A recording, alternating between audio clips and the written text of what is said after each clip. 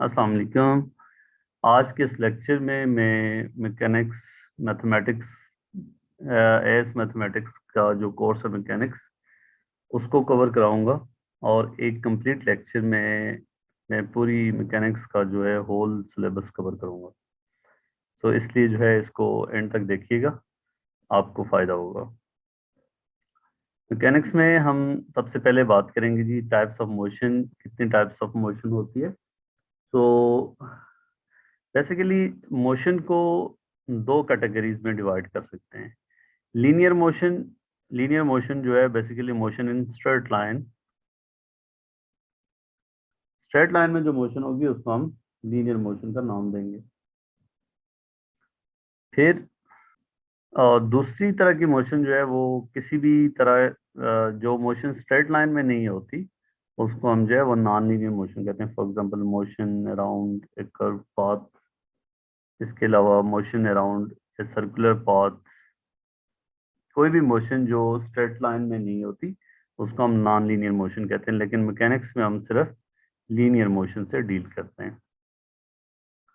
तो अब मोशन को दो तरह के कैटेगरीज में डिवाइड किया जा सकता है कि अब चूंकि अगर मोशन एक्सेलरेटेड होगी तो सबसे पहले तो हम कह सकते हैं कि जी मोशन को हम बेसिकली मोशन कांस्टेंट वेलोसिटी से हो सकती है या वेरिएबल वेलोसिटी के साथ हो सकती है।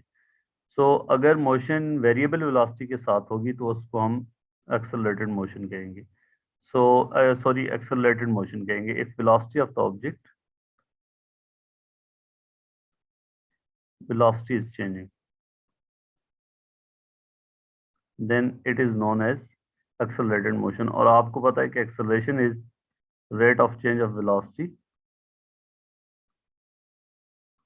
So if final velocity of object is v and initial velocity is u and the velocity changes in time t, तो acceleration is defined as rate of change of velocity। So अब आपको ये पता है कि जी एक्सेलरेशन का unit metre per second square होता है। अब एक्सेलरेशन की जो है वो दो टाइप्स होती है। हम फर्दर कैटेगराइज कर सकते हैं कि जी अगर ऑब्जेक्ट का एक्सेलरेशन कांस्टेंट होगा तो इसका मतलब क्या होगा कि अगर वेलोसिटी का जो चेंज है वो in uniform interval of time change in velocity is same, ठीक है। सो देन इस तरह की मोशन को हम कहेंगे constant acceleration motion. So if rate of change of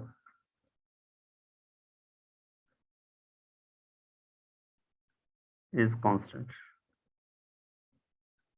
constant acceleration for example एक ऑब्जेक्ट का है जी a is equal to 10 metre per second square. तो इसका क्या मतलब होगा कि in each second velocity of the object will change by 10 metre per second. मतलब अगर ऑब्जेक्ट स्टार्ट फ्रॉम वेस्ट था, इनिशियल वेलोसिटी इसकी 0 थी, तो आफ्टर 1 सेकंड इसकी वेलोसिटी 10 मीटर पर सेकंड हो जाएगी। आफ्टर 2 सेकंड इसकी वेलोसिटी 20 मीटर पर सेकंड होगी and then 30 meter per second. So in each second, velocity of the object increases by 10 meter per second। अगर object की velocity decrease हो रही है time के साथ साथ तो हम उसको एग्जांपल, अगर एक ऑब्जेक्ट का डिसलेशन है -5 मीटर पर सेकंड स्क्वायर, तो इसका क्या मतलब होगा। अब चूंकि एक्सेलरेशन तो वेक्टर क्वांटिटी है और वेक्टर का जो है ये साइन वेक्टर्स में डायरेक्शन को शो करता है। सो अगर ऑब्जेक्ट की वेलोसिटी वक्त के साथ साथ कम हो रही हो, फॉर एग्जांपल इनिशियल वेलोसिटी उसकी थी 20 metre per second, after 1 second उसकी वेलोसिटी हो जाए 15 metre per second and then 10 metre per second, तो हम कहेंगे कि ऑब्जेक्ट जो है वो डिसेलरेट कर रहा है और इसका डिसेलरेशन जो है वो कांस्टेंट है which is equal to 5 metre per second square. अब देखें ऑब्जेक्ट डिसेलरेट कब करता है, जब उसकी वेलोसिटी वक्त के साथ साथ उसकी स्पीड डिक्रीज हो रही हो, ठीक है। तो उस सूरत में हम कहते हैं कि ऑब्जेक्ट जो है वो डिसेलरेट कर रहा है। अगर ऑब्जेक्ट की स्पीड इंक्रीज हो रही है वक्त के साथ साथ तो हम कहते हैं कि ऑब्जेक्ट एक्सेलरेट कर रहा है। और अगर कांस्टेंट अमाउंट से स्पीड डिक्रीज होगी वक्त के साथ साथ, तो उसको हम कहेंगे कांस्टेंट डिसेलरेशन। मतलब अब देखें, अगर कोई भी ऑब्जेक्ट है, इसमें अगर वेलोसिटी और एक्सेलरेशन एक ही सिमत में हो, इसका मतलब ये होगा कि ऑब्जेक्ट जो है वो एक्सेलरेट कर रहा है। और अगर वेलोसिटी ऑब्जेक्ट की एक सिमत में हो, एक्सेलरेशन जो है वो दूसरे सिमत में हो, तो इस सूरत में ऑब्जेक्ट डिसेलरेट कर रहा है। ये आगे जाके मैं न्यूटन लॉज में बताऊंगा कि एक्सेलरेशन की डायरेक्शन किस सिमत में होती है और उसकी डायरेक्शन कैसे डिफाइन करते हैं, कैसे पता चलाते हैं। तो यहाँ पे हम सबसे पहले कांस्टेंट एक्सेलरेशन, एक्सेलरेटेड मोशन को डील करेंगे। उसके बाद इसी चैप्टर में, इस मैकेनिक्स में, हम दूसरी कैटेगरी होगी कि जनरल मोशन को हम डील करेंगे, कि जहाँ पे एक्सेलरेशन कांस्टेंट नहीं होता, एक्सेलरेशन वक्त के साथ साथ चेंज हो रहा हो, तो उसको कैसे हम डील करेंगे। और कांस्टेंट एक्सेलरेशन, एक्सेलरेटेड मोशन की अगर हम फीचर्स को प्रिडिक्ट करते हैं किसी भी ऑब्जेक्ट का, तो वहां पे हम कैसे डील करेंगे। सो इक्वेशंस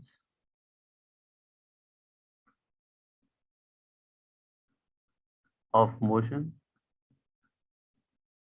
ये याद रखिएगा कि ये कांस्टेंट एक्सेलरेशन के लिए एप्लीकेबल है। और इसको, equations of constant accelerated motion, first equation आपके पास है, v is u plus at, where u is final initial velocity of object, v is final velocity, a is acceleration. So in these equations, a acceleration,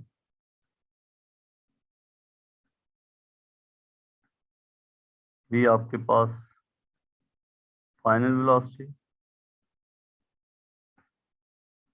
u initial velocity, and t आपके पास।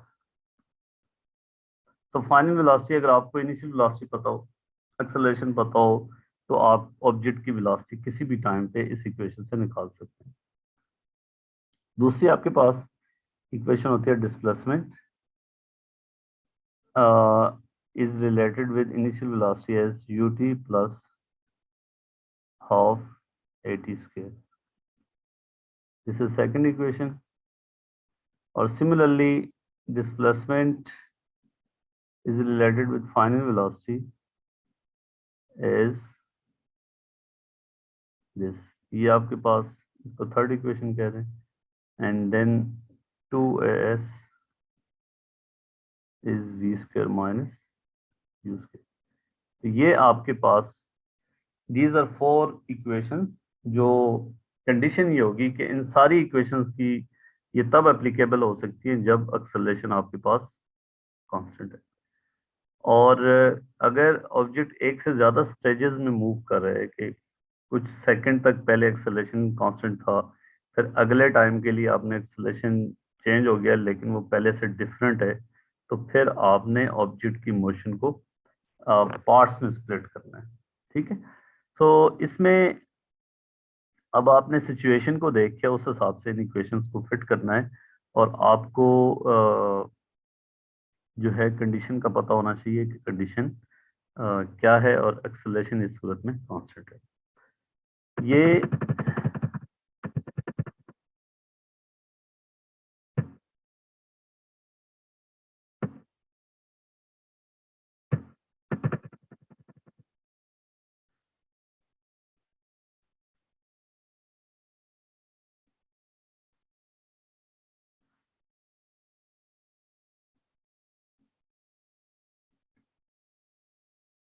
अब जैसे अगर आपके पास कोई example हम set कर लेते हैं कि एक ऑब्जेक्ट मूव कर रहा है from point A to B, और फिर बी टू सी एक स्ट्रेट लाइन में मूव कर रहा है।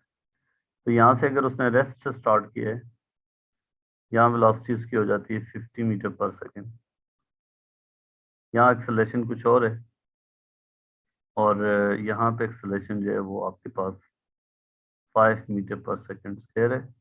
और नेक्स्ट जो है, ये यहाँ से 50 से 30 हो जाता है, और यहाँ पे डिसेलरेशन जो है वो -5 मीटर पर सेकेंड। अब अगर इस ऑब्जेक्ट के लिए हमें टोटल डिस्प्लेसमेंट निकालना है तो हम कैसे निकालेंगे?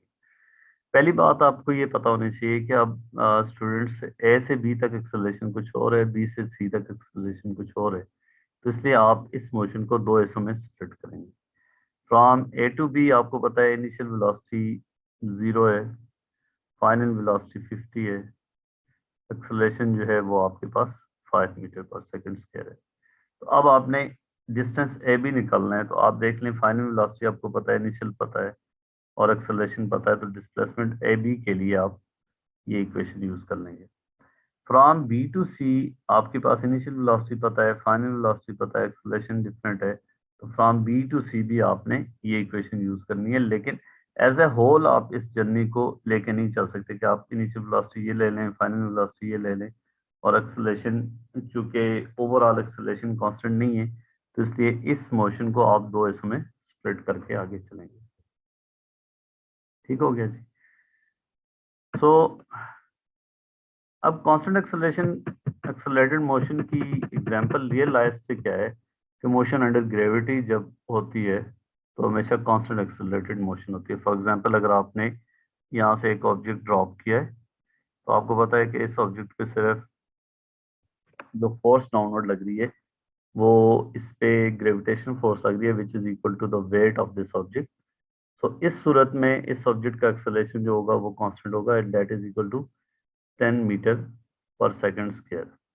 और इस एक्सेलरेशन की जो डायरेक्शन होगी वो डाउनवर्ड होगी, क्योंकि एक्सेलरेशन और नेट फोर्स एक ही सिमत में होते हैं, तो इसलिए अगर एयर रेजिस्टेंस नहीं है तो नेट फोर्स उसके वेट के बराबर होगा और उस सूरत में एक्सेलरेशन जो है वो इसका कांस्टेंट होगा which is equal to 10 metre per second square.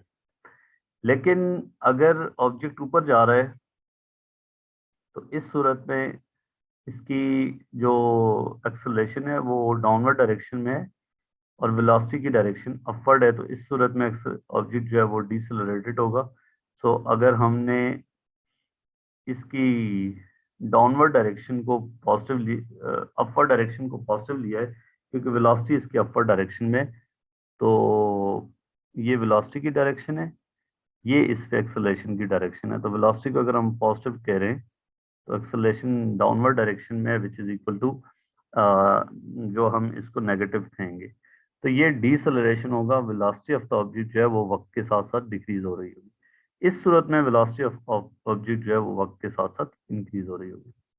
अब अगर आपने उन्हीं इक्वेशंस ऑफ मोशंस को अप्लाई करना है तो आपने क्या करना है कि एक्सेलरेशन को आपने रिप्लेस कर देना है जी के साथ, और ग्रेविटेशन एक्सेलरेशन को हम जी कहते हैं, whose value is 10 metre per second square होगा इसका मैग्नीट्यूड, और ये हमेशा डाउनवर्ड डायरेक्शन में होगा। मसलन अगर आपसे कहा जाए कि एक ऑब्जेक्ट आपने ड्रॉप किया है, ड्रॉप करने का मतलब रेस्ट से इनिशियल वेलोसिटी इसकी 0 है और आपको कहा जाए कि जी इसकी वेलोसिटी आफ्टर 5 सेकंड निकालें, तो फिर क्या होगा, v is equal to u plus g t. तो वेलोसिटी आफ्टर 5 सेकंड होगी, इनिशियल वेलोसिटी इसकी 0 है, so velocity after 5 second, velocity at any time will be equal to 10t। इसका क्या मतलब है कि आफ्टर 1 सेकंड इसकी वेलोसिटी 10 मीटर पर सेकंड होगी, आफ्टर 2 सेकंड इसकी वेलोसिटी 20 मीटर पर सेकंड होगी एंड आफ्टर 3 सेकंड इसकी वेलोसिटी 30 मीटर पर सेकंड होगी। सो इस सूरत में अब वेलोसिटी ऑफ ऑब्जेक्ट और एक्सेलरेशन जो है वो दोनों एक ही डायरेक्शन में इसलिए ऑब्जेक्ट एक्सेलरेट कर रहे हैं, उसकी स्पीड इंक्रीज होती जा रही है। ठीक है, सो हम किसी भी time we can find velocity of the object और हम किसी भी टाइम इस ऑब्जेक्ट का डिस्प्लेसमेंट निकाल सकते हैं which is equal to u t. हमें इनिशियल वेलोसिटी का पता है, so u which is equal to 0 u t plus half a t square. So s initial velocity is 0 and acceleration is 10, so 5 t square. तो इस equation से हम इस object का डिस्प्लेसमेंट किसी भी टाइम निकाल सकते हैं, मतलब आफ्टर 5 सेकंड उसका displacement 5 metre per second 5 metre होगा, आफ्टर आफ्टर 1 सेकंड सॉरी, और आफ्टर 2 सेकंड जो है यहाँ पे आप डाल दें 2 2 स्क्वायर 4 तो 20 मीटर होगा। तो इस तरह ऑब्जेक्ट का डिस्प्लेसमेंट किसी भी टाइम निकाल सकते हैं। अब अगर हमें कहा जाए कि जी एक ऑब्जेक्ट आपने यहाँ से ऊपर फेंका है और विद इनिशियल वेलोसिटी लेट से 100 मीटर पर सेकंड हमने इसको अपर डायरेक्शन में थ्रो किया है, तो इसकी वेलोसिटी अब किसी भी लम्हे इसकी स्पीड वक्त के साथ साथ डिक्रीज होगी up till the maximum point जहाँ पे इसकी स्पीड जाके यहाँ पे जीरो हो जाएगी। ठीक है, तो इस जगह पे वेलोसिटी इसकी जीरो होगी और इस पॉइंट ए से लेके पॉइंट बी तक अगर हम इसकी मोशन को कंसिडर करें तो ये स्लो डाउन हो रहा होगा और initial velocity of the object is 100 metre per second. If you are taking this upward direction is positive, तो एक्सेलरेशन आपको पता है डाउनवर्ड डायरेक्शन में which is equal to 10 metre per second square.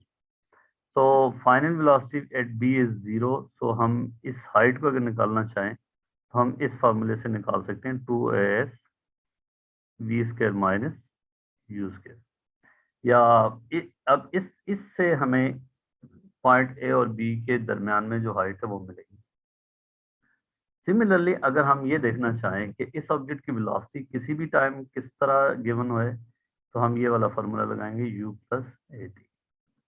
So velocity after any time t, initial velocity is 100 metre per second and acceleration is in downward direction 10 t।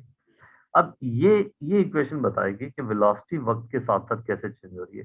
t 1 second डालें तो उसकी velocity जो है 1 second बाद 90 होगी, 2 second बाद 80 होगी metre per second, slow down हो रहा है, और 10 सेकेंड बाद जाके वेलोसिटी इसकी जीरो हो जाएगी। उसके बाद 11 सेकेंड पे इसकी वेलोसिटी जो होगी वो फिर ये माइनस 10 मीटर पर सेकेंड। इसका क्या मतलब होगा कि अब 11 सेकेंड 10 सेकेंड पे ऑब्जेक्ट टॉप पोजीशन पे पहुंच गया है और उसके बाद ऑब्जेक्ट नीचे आना शुरू हो गया, तो वेलोसिटी जैसे टॉप पोजीशन पे पहुंचेगा उसके बाद इसकी वेलोसिटी जो है वो डाउनवर्ड डायरेक्शन में ये फिर वेलोसिटी विल इंक्रीज।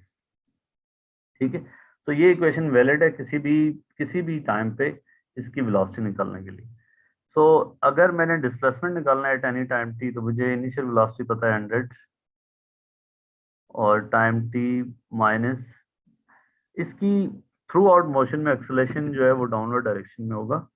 सो इसलिए डाउनवर्ड डायरेक्शन को हमने माइनस लिया है, तो minus U T minus half a T, तो ये 5 टी स्क्वायर हो जाएगा। तो अब इससे ये जो ऑब्जेक्ट की डिस्प्लेसमेंट है वो किसी भी टाइम इस इक्वेशन से हम फाइंड कर सकते हैं। मतलब अगर ऑब्जेक्ट यहाँ से गया है और वो कहता है जी फाइंड द टाइम कि ऑब्जेक्ट वापस अपनी इस जगह पे आ जाए, तो उस सूरत में डिस्प्लेसमेंट जो है आपका जीरो हो जाएगा, तो वहाँ डिस्प्लेसमेंट को जीरो पुट करेंगे, 100 टी माइनस 5 टी स्क्वायर। तो इसका मतलब ये हुआ कि टी की एक वैल्यू आपके पास जीरो आएगी, दूसरी टी की वैल्यू 10 सेकेंड, सॉरी 20 सेकेंड। तो 20 सेकेंड पे ऑब्जेक्ट वापस अपनी जगह पे आ जाएगा। तो इस तरीके कार से जब आपके पास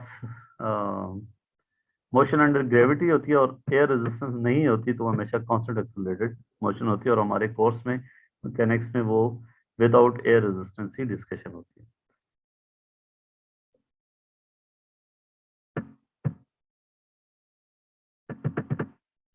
दूसरी हम बात है कि general motion in in a straight line, इसमें हम ये डील करते हैं कि अगर आपको फॉर एग्जांपल डिस्प्लेसमेंट की इक्वेशन गिवन है, ऑब्जेक्ट डिस्प्लेसमेंट किसी ऑब्जेक्ट का वक्त के साथ साथ कैसे चेंज हो रहा है, for example 5 T square 5 T cube plus 10 T.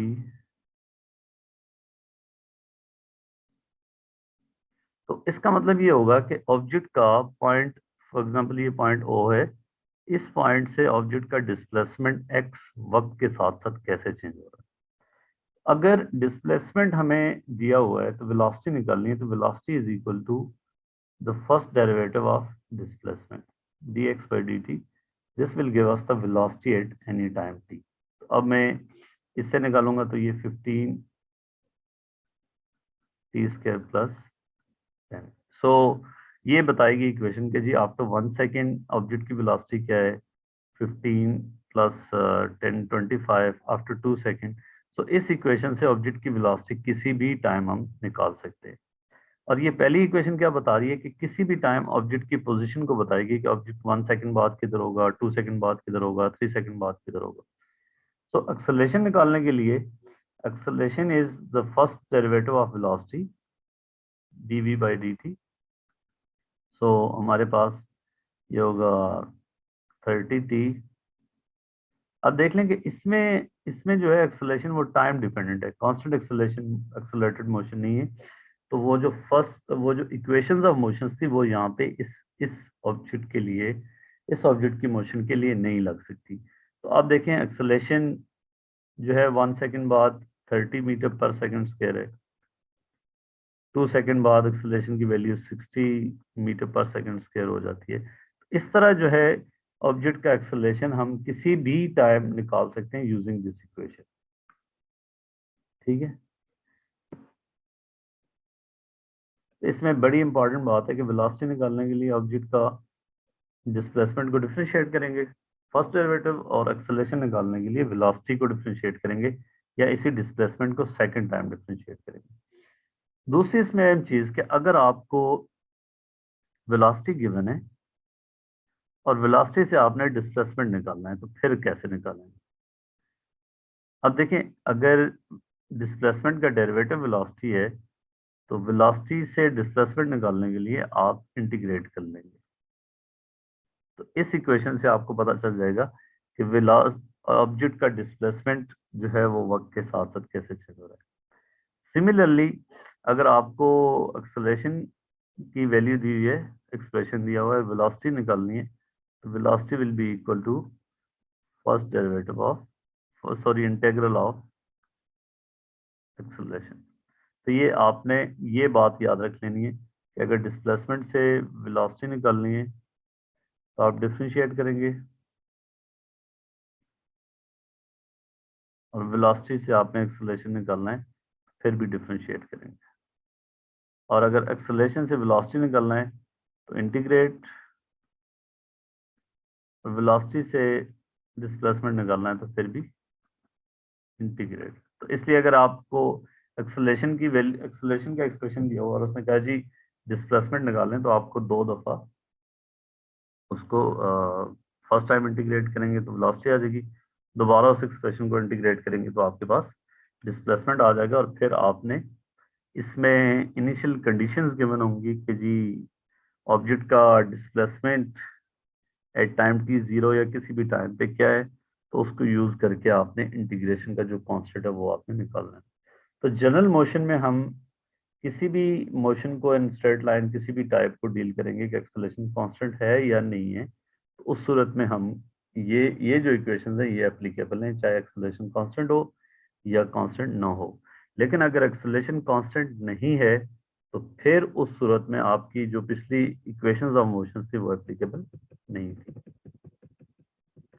अब देखें, इसमें अगर एक सिचुएशन हम करते हैं कि एक ऑब्जेक्ट स्ट्रेट लाइन में मूव कर रहा है और वेलोसिटी वक्त के साथ साथ कैसे वेरी हो रही है। 0 to t सेकंड तक उसकी वेलोसिटी की वेरिएशन है 4 + 0.2 t, and velocity is -2 + 800 by t square from 10 to 20। सो इसमें आप देखें, पहले 10 सेकंड के लिए वेलोसिटी की वेरिएशन किसी और अंदाज में हो रही है और नेक्स्ट 10 सेकंड के लिए वेलोसिटी की वेरिएशन किसी और अंदाज में हो रही है। इसमें t0 t10 पे ये याद रखना कि ये दोनों एक्सप्रेशंस आपके वैलिड हैं, कि अगर आपने t10 सेकंड पे वेलोसिटी निकालनी है तो आप इससे भी निकाल सकते हैं, इससे भी निकाल सकते हैं। So find the acceleration of p during first 10 seconds। अब देखें, फर्स्ट 10 सेकंड में वेलोसिटी का जो एक्सप्रेशन है वो ये है, इसलिए वेलोसिटी को डिफरेंशिएट करेंगे तो आपके पास एक्सेलरेशन आएगा which is equal to 0.2 metre per second square. So first 10 second में velocity acceleration of the object वो कांस्टेंट है। अब उसने बात की है कि find the acceleration of p when t is 20। तो उस सूरत में आपके पास 10 से लेके 20 तक ये एक्सप्रेशन वैलिड है वेलोसिटी के लिए, तो इसको आप डिफरेंशिएट करेंगे तो you will get acceleration for next 10 second. तो इसका -2 का डेरिवेटिव 0 और प्लस इसको हम लिख सकते हैं 800 टी पावर -2, सो -0 -1600 टी पावर -3।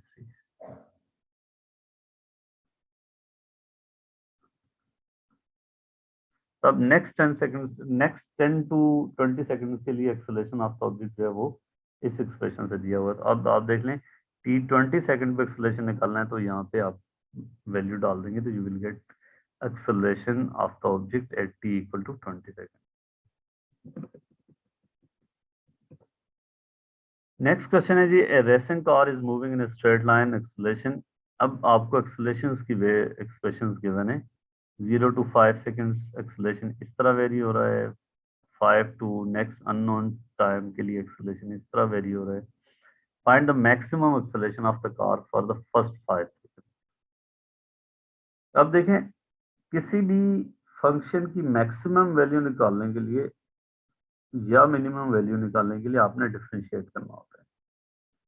तो आपने मैक्सिमम वैल्यू ऑफ एक्सेलरेशन निकालनी है, तो इसके लिए आप इसको डिफरेंशिएट करेंगे d a by d t which is equal to 15 -60। अब एक्सट्रीम पॉइंट्स पे या मैक्सिमम पॉइंट पे डेरिवेटिव की वैल्यू 0 होती है, सो 15 -60 इससे आपके पास टाइम आएगा वो टाइम जिस पे एक्सेलरेशन मैक्सिमम होगा।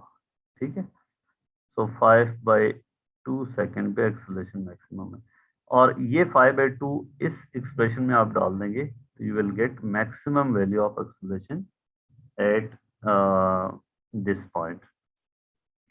Find the distance of the car from starting point when t is equal to 5। अब देखें, एक्सेलरेशन तो ऑब्जेक्ट का वक्त के साथ साथ चेंज हो रहा है, तो इसलिए यही जनरल कैटेगरी में ये चीज़ आ रही है। और आपने डिस्टेंस निकालने के लिए ऑब्जेक्ट चूंकि स्ट्रेट लाइन में मूव कर रहा है और डिस्टेंस निकालने के लिए एक्सेलरेशन, अब आप देखें कि एक्सेलरेशन से पहले आप वेलोसिटी निकालेंगे इंटीग्रेट करके। वेलोसिटी को इंटीग्रेट करें तो you will gate sorry acceleration को इंटीग्रेट करें तो आपको वेलोसिटी मिलेगी। सो 15t -3t²। तो इसका आंसर होगा 15t² 2 और -3t³ 3 प्लस ये आ गया इसका वेलोसिटी का एक्सप्रेशन। और c कैसे निकालेंगे, अब देखें, अब इसके बारे में कंडीशन आपको दी होनी चाहिए। ऑब्जेक्ट जो है वो रेस्ट से स्टार्ट करता है, ठीक है, ये बड़ी इंपॉर्टेंट की पॉइंट है आपके लिए कि t0 पे इसका मतलब ऑब्जेक्ट की वेलोसिटी जो है वो 0 है, तो t0 डालें, वेलोसिटी की वैल्यू 0 डालें तो आपके पास c जो है वो 0 आ जाएगा। तो वेलोसिटी का ये एक्सप्रेशन होगा 15/2 t² -t³। अब इस वेलोसिटी से आपने डिस्प्लेसमेंट निकालने के लिए जो है वो क्या करना है, आपने इसको फर्दर आप इंटीग्रेट करेंगे तो you will gate displacement.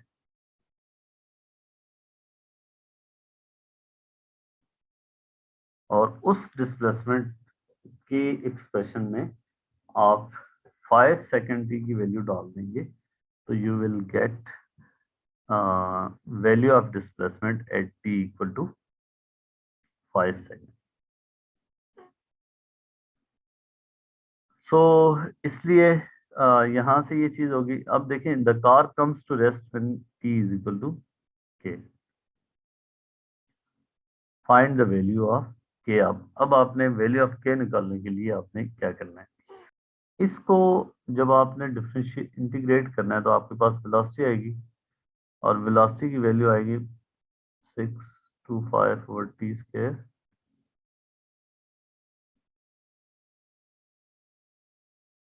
dt। So t power -2 ये होगा -625 t -1 over -1 प्लस c। सो अब आपके पास वेलोसिटी आ गई 625 ओवर t प्लस c। अब ये c निकालना यहाँ पे बड़ा अहम होगा। c कैसे निकालेंगे कि at time t equal to 5 second velocity की वैल्यू हमें चाहिए, जो यहाँ पे मतलब इस दौरान किसी भी टाइम पे अगर वेलोसिटी की वैल्यू पता होगी तो हम इसमें डाल के वो c निकाल लेंगे। लेकिन अब देखें t 5 सेकेंड के लिए ये एक्सप्रेशन भी वैलिड है, ये भी वैलिड है। तो t 5 सेकेंड के लिए 5 सेकेंड पे जो वेलोसिटी थी वो हम इससे जो एक्सप्रेशन निकाला था फर्स्ट 5 सेकेंड के लिए, वो यहाँ पे डाल के इस एक्सप्रेशन में हम डालेंगे t इक्वल टू 5 सेकेंड, तो आपको वेलोसिटी मिल जाएगी at t equal to 5 second. वो वैल्यू तो डाल के वेलोसिटी की वैल्यू आ जाएगी। वेलोसिटी की वैल्यू हमें पता होगी यहाँ से 5 सेकेंड पे, और t 5 सेकेंड डालेंगे तो c की वैल्यू आ जाएगी। ठीक है। सो अब हमें ये दिया गया है कि वेलोसिटी 0 है इस t इक्वल टू k पे, तो वेलोसिटी 0 डाल देंगे 625 ओवर t की जगह k प्लस c की वैल्यू पिछले एक्सप्रेशन से मिली होगी, तो यहाँ से हमें k की वैल्यू मिल जाएगी। ठीक हो गया। तो इसमें मेन चीज ये होती है इस तरह के क्वेश्चंस में कि आपको अगर डिस्प्लेसमेंट की इक्वेशन दी हुई है तो वहां से वेलोसिटी निकालने के लिए आप डिफरेंशिएट करोगे। वेलोसिटी की इक्वेशन दी हुई है तो वहां से एक्सेलरेशन के निकालने के लिए डिफरेंशिएट करोगे। और अगर आपने वापस आना है, मतलब वेलोसिटी से डिस्प्लेसमेंट निकालना है, तो फिर आपने क्या करना है, वेलोसिटी से डिस्प्लेसमेंट के लिए इंटीग्रेट करना है। और यहाँ पे जब आप इंटीग्रेट कर रहे होंगे तो कांस्टेंट ऑफ इंटीग्रेशन निकालने के लिए आपको डिस्प्लेसमेंट की value eight any time T given होगी या स्टार्ट में गिवन होगी, वो आपने लाजमी पुट करनी है। और अगर आपने एक्सेलरेशन से वेलोसिटी निकालनी है तो वहां पे भी जो कांस्टेंट ऑफ एक्सेलरेशन है उसको निकालने के लिए आपको वेलोसिटी की value eight any time T given होगी, स्टार्ट पे गिवन होगी या कहीं किसी टाइम पे की वैल्यू पे गिवन होगी। वो वैल्यू वेलोसिटी और टाइम की निकाल डाल के आपने वो कांस्टेंट निकालना है। तो इसलिए अगर आपने डिस्प्लेसमेंट निकालना है किसी दो टाइम इंटरवल में, तो फिर आप इस इक्वेशन में फॉर एग्जांपल अगर आपको वेलोसिटी की वैल्यू गिवन है और वो ये वेलोसिटी का एक्सप्रेशन, वो कहता है जी डिस्प्लेसमेंट निकालें फर्स्ट 5 सेकेंड के लिए, तो फिर आप इस इक्वेशन को लिमिट्स लगा के इंटीग्रेट कर सकते हैं 0 टू 5 बी डी टी। अगर आपको वेलोसिटी की वैल्यू गिवन थी, एक्सप्रेशन गिवन था, और आपने डिस्प्लेसमेंट का एक्सप्रेशन निकालना था। दूसरी अब इसमें चीज आती है ग्राफ, काइनेमेटिक्स ग्राफ, कि अगर आपके पास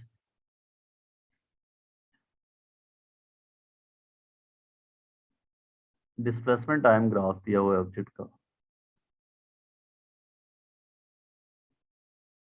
इस सूरत में आपको क्या पता होना चाहिए कि gradient of this displacement time graph is equal to velocity. और अगर आपके पास वेलोसिटी टाइम ग्राफ है, उसका ग्रेडियंट क्या है,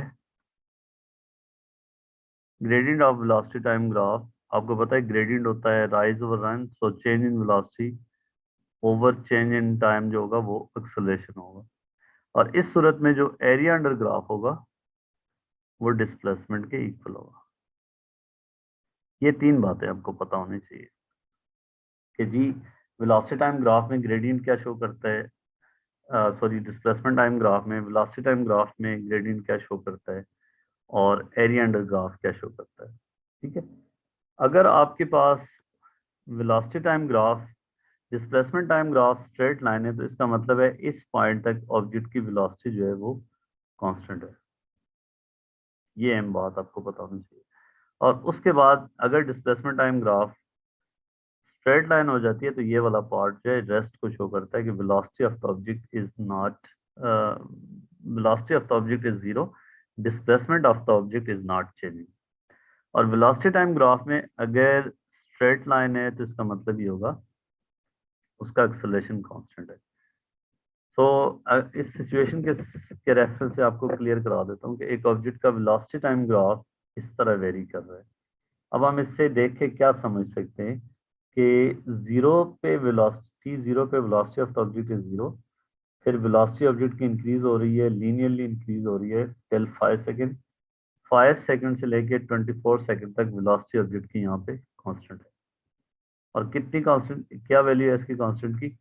0.4 मीटर पर सेकेंड। उसके बाद ऑब्जेक्ट की वेलोसिटी जो है वो डिक्रीज हो रही है, लेकिन वेलोसिटी थ्रू आउट पॉजिटिव है।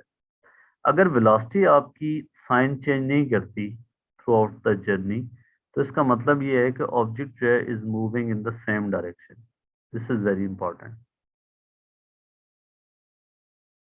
अगर वेलोसिटी ऑब्जेक्ट की पॉजिटिव से नेगेटिव हो जाती है या नेगेटिव से पॉजिटिव हो जाती है, तो इसका मतलब ये होता है कि ऑब्जेक्ट ने डायरेक्शन चेंज कर ली।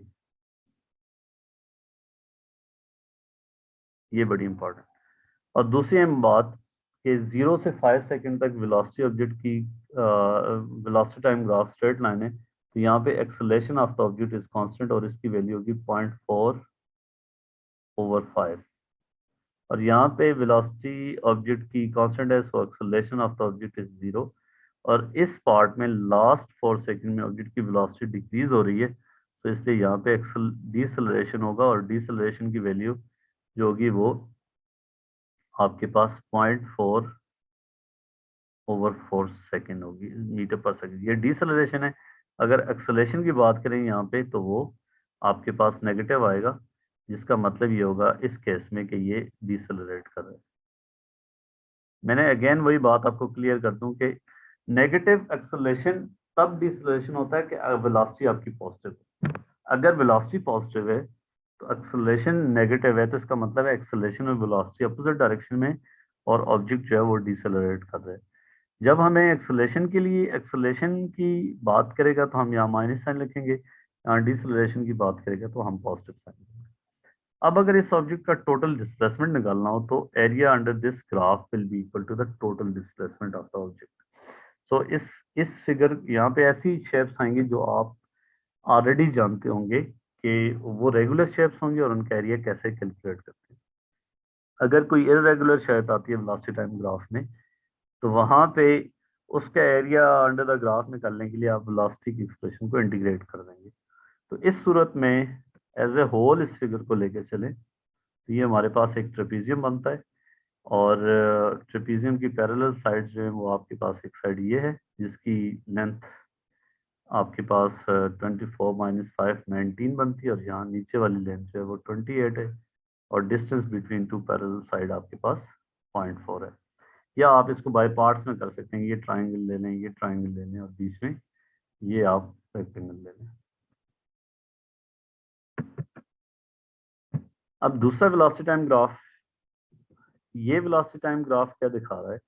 सबसे पहले इसको रीड करके मोशन के बारे में पता चलना चाहिए कि मोशन ऑब्जेक्ट की क्या है। एट टाइम t0 ऑब्जेक्ट की वेलोसिटी जो है वो 1.5 मीटर पर सेकेंड है। Then velocity of the object increases linearly till 30 seconds. 30 seconds पे उसकी वेलोसिटी 2.1 मीटर पर सेकेंड हो जाती है। Then velocity of object decreases linearly till आपके पास 40 सेकेंड। यहाँ पे वेलोसिटी जीरो हो जाती है, तो इस पार्ट को हम रेस्ट का नाम देंगे कि थोड़े लम्हे के लिए बिल्कुल 40 सेकेंड पे इंस्टेंटेनियसली ऑब्जेक्ट रेस्ट पे है। उसके बाद वेलोसिटी ऑब्जेक्ट की जो है वो नेगेटिव होगी। इसका मतलब टिल 40 सेकेंड ऑब्जेक्ट एक डायरेक्शन में जा रहा था इस सेंस में, और 40 सेकेंड पे ऑब्जेक्ट ने अपनी डायरेक्शन चेंज की। यहाँ से 40 सेकेंड पे ऑब्जेक्ट वापस आना शुरू हो गया। सो वेलोसिटी ऑफ ऑब्जेक्ट की नेगेटिव है, इसका मतलब ये है कि direction of the object has changed at 40 second. लेकिन अब फर्स्ट 30 सेकेंड तक यहाँ पे एक्सेलरेशन कांस्टेंट है। ग्रेडियंट ऑफ दिस पार्ट निकालने के लिए कितना एक्सेलरेशन है वो आप इस लाइन के ग्रेडियंट निकालने के लिए राइज ओवर रन का फॉर्मूला लगा सकते हैं कि 2.1, ये चेंज निकालें 2.1 और 1.5 का difference which is equal to 0.6 over ये वाला आप टाइम यूज कर लें 30। So acceleration gradient of this part is positive, velocity is positive, तो यहाँ पे speed of the object increase हो रही है, इसलिए ये एक्सेलरेटेड मोशन है। 30 to 40 सेकेंड ऑब्जेक्ट जो है वो स्लो डाउन हो रहा है, velocity of object decreases linearly. ये जो पार्ट होगा ये डिसेलरेशन को शो करेगा। उसके बाद क्या है कि अब यहाँ पे ग्रेडियंट 30 to 40 नेगेटिव है, लेकिन वेलोसिटी पॉजिटिव है, इसलिए एक्सेलरेशन यहाँ पे नेगेटिव, वेलोसिटी पॉजिटिव। तो ये इस सूरत में ये जो है ये डिसेलरेशन को शो करेगा। अब 40 to 52 क्या हो रहा है कि एक्सेलरेशन ग्रेडियंट इस पार्ट के भी नेगेटिव है और वेलोसिटी ऑब्जेक्ट की भी नेगेटिव है, लेकिन अब दोनों एक सिम्त में, तो यहाँ पे ऑब्जेक्ट एक्सेलरेट कर रहा है, velocity of the object is increasing, magnitude में velocity of the object is increasing, और इसका मतलब यह है कि ऑब्जेक्ट एक्सेलरेट कर रहा है, ठीक है, लेकिन ग्रेडियंट इस पार्ट में भी नेगेटिव है। तो ये बहुत बड़ी मिसअंडरस्टैंडिंग होती है बच्चों में कि जी negative acceleration is deceleration. 30 to 40 second भी एक्सेलरेशन नेगेटिव ही है, 40 to 52 सेकेंड भी एक्सेलरेशन नेगेटिव ही है, लेकिन 40 to 52 सेकेंड जो है वो एक्सेलरेशन है, और 30 to 40 सेकेंड जो है वो जो है वो डिसेलरेशन है। अब उसके बाद 52 से लेके 60 तक अब क्या है कि ऑब्जेक्ट की स्पीड स्लो हो रही है, ये पार्ट जो है ये डिसेलरेशन को शो कर रहा है। अब देखें ग्रेडियंट तो इस पार्ट के लिए पॉजिटिव ही है, मतलब एक्सेलरेशन का मैग्नीट्यूड देखें, सॉरी साइन देखें तो वो पॉजिटिव आएगा इस पार्ट में, लेकिन वेलोसिटी जो है वो नेगेटिव है। तो अगेन वेलोसिटी और एक्सेलरेशन एक दूसरे के अपोजिट डायरेक्शन में, इसलिए जो है ये डिसेलरेशन को शो करेगा। तो 60 सेकंड पे अब वापस अगर ऑब्जेक्ट अपनी ओरिजिनल पॉइंट पे आ गया है, तो इसका मतलब इस पार्ट का एरिया और इस पार्ट का एरिया इक्वल हो जाएगा, और फिर हम उसको यूज करके हमें कुछ भी चीज दे सकते हैं निकालने के लिए। ठीक हो गया। तो टोटल डिस्टेंस निकालने के लिए आप इस पार्ट का एरिया 40 सेकंड तक का एरिया और 40 to 60 सेकंड तक के एरियाज को ऐड कर लेंगे। अगर टोटल डिस्प्लेसमेंट की बात कर रहे हैं, तो फिर आप फॉरवर्ड डायरेक्शन में देखेंगे कितना डिस्प्लेसमेंट कवर किया वो इस पार्ट के एरिया से पता चलेगा, और वापसी पे कितना डिस्प्लेसमेंट किया है वो इस पार्ट के एरिया से आपको पता चलेगा। तो लेट्स सपोज वापसी पे उसने जाते हुए लेट्स सपोज 100 मीटर किया था और वापसी पे 30 मीटर किया है, तो डिस्प्लेसमेंट जो होगा वो 70 मीटर हो जाएगा।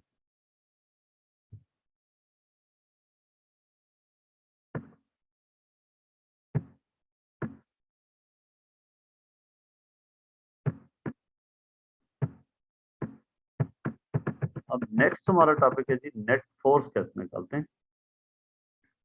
अब हम डायनामिक्स पे चल रहे हैं, फोर्सेस को लेके चलेंगे, और फोर्सेस नेट फोर्स जो है वो कंबाइन इफेक्ट ऑफ फोर्सेस होती है, और इस सूरत में हमारे पास लेट्स सपोज सबसे पहला सिंपल केस है कि पैरेलल और एंटी पैरेलल फोर्सेस की सूरत में नेट फोर्स कैसे निकालते हैं।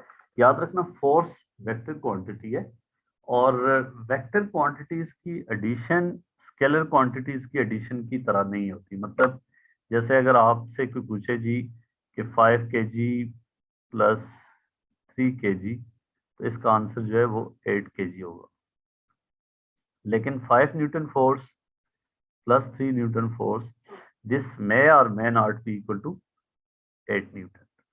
इसका आंसर 8 न्यूटन नहीं होगा, 8 न्यूटन भी हो सकता है, 2 न्यूटन भी हो सकता है, एंड 2 और 8 के बीच में कुछ भी हो सकता है। तो इसलिए वेक्टर्स को ऐड करने के लिए उनकी डायरेक्शन का पता होना चाहिए हमें। सो सबसे पहला केस करते हैं कि जी अगर हमारे पास पैरेलल वेक्टर्स हैं, फॉर एग्जांपल ये 10 न्यूटन फोर्स है और ये 5 न्यूटन फोर्स है, इस सूरत में इन दोनों फोर्सेस का जो कंबाइन इफेक्ट होगा उस कंबाइन इफेक्ट को नेट फोर्स कहेंगे, और वो नेट फोर्स होगी इस सूरत में हमारे पास 15 न्यूटन फोर्स होगी इन दिस डायरेक्शन। सो ये दोनों सिचुएशन एक ही हैं, मतलब ये दोनों फोर्सेस मिला के जो इफेक्ट प्रोड्यूस कर रही हैं वो ये अकेली फोर्स भी वही काम कर रही है। सिमिलरली अगर आपके पास एंटी पैरेलल फोर्सेज हों, फॉर एग्जांपल ये 10 न्यूटन है और ये 5 न्यूटन है, तो इन दोनों फोर्सेस का सम जो है, this is not difference, sum of these two forces is 5 newton in this direction. तो 10 न्यूटन 5 न्यूटन का सम 15 भी हो सकता है, 5 भी हो सकता है, और अगर वो आपस में किसी और एंगल पे एक्ट हो रही हैं अदर देन 180 और 0, तो फिर उस सूरत में उसका रिजल्टेंट जो है वो 5 और 15 के बीच में कुछ भी हो सकता है, डिपेंडिंग अपॉन द।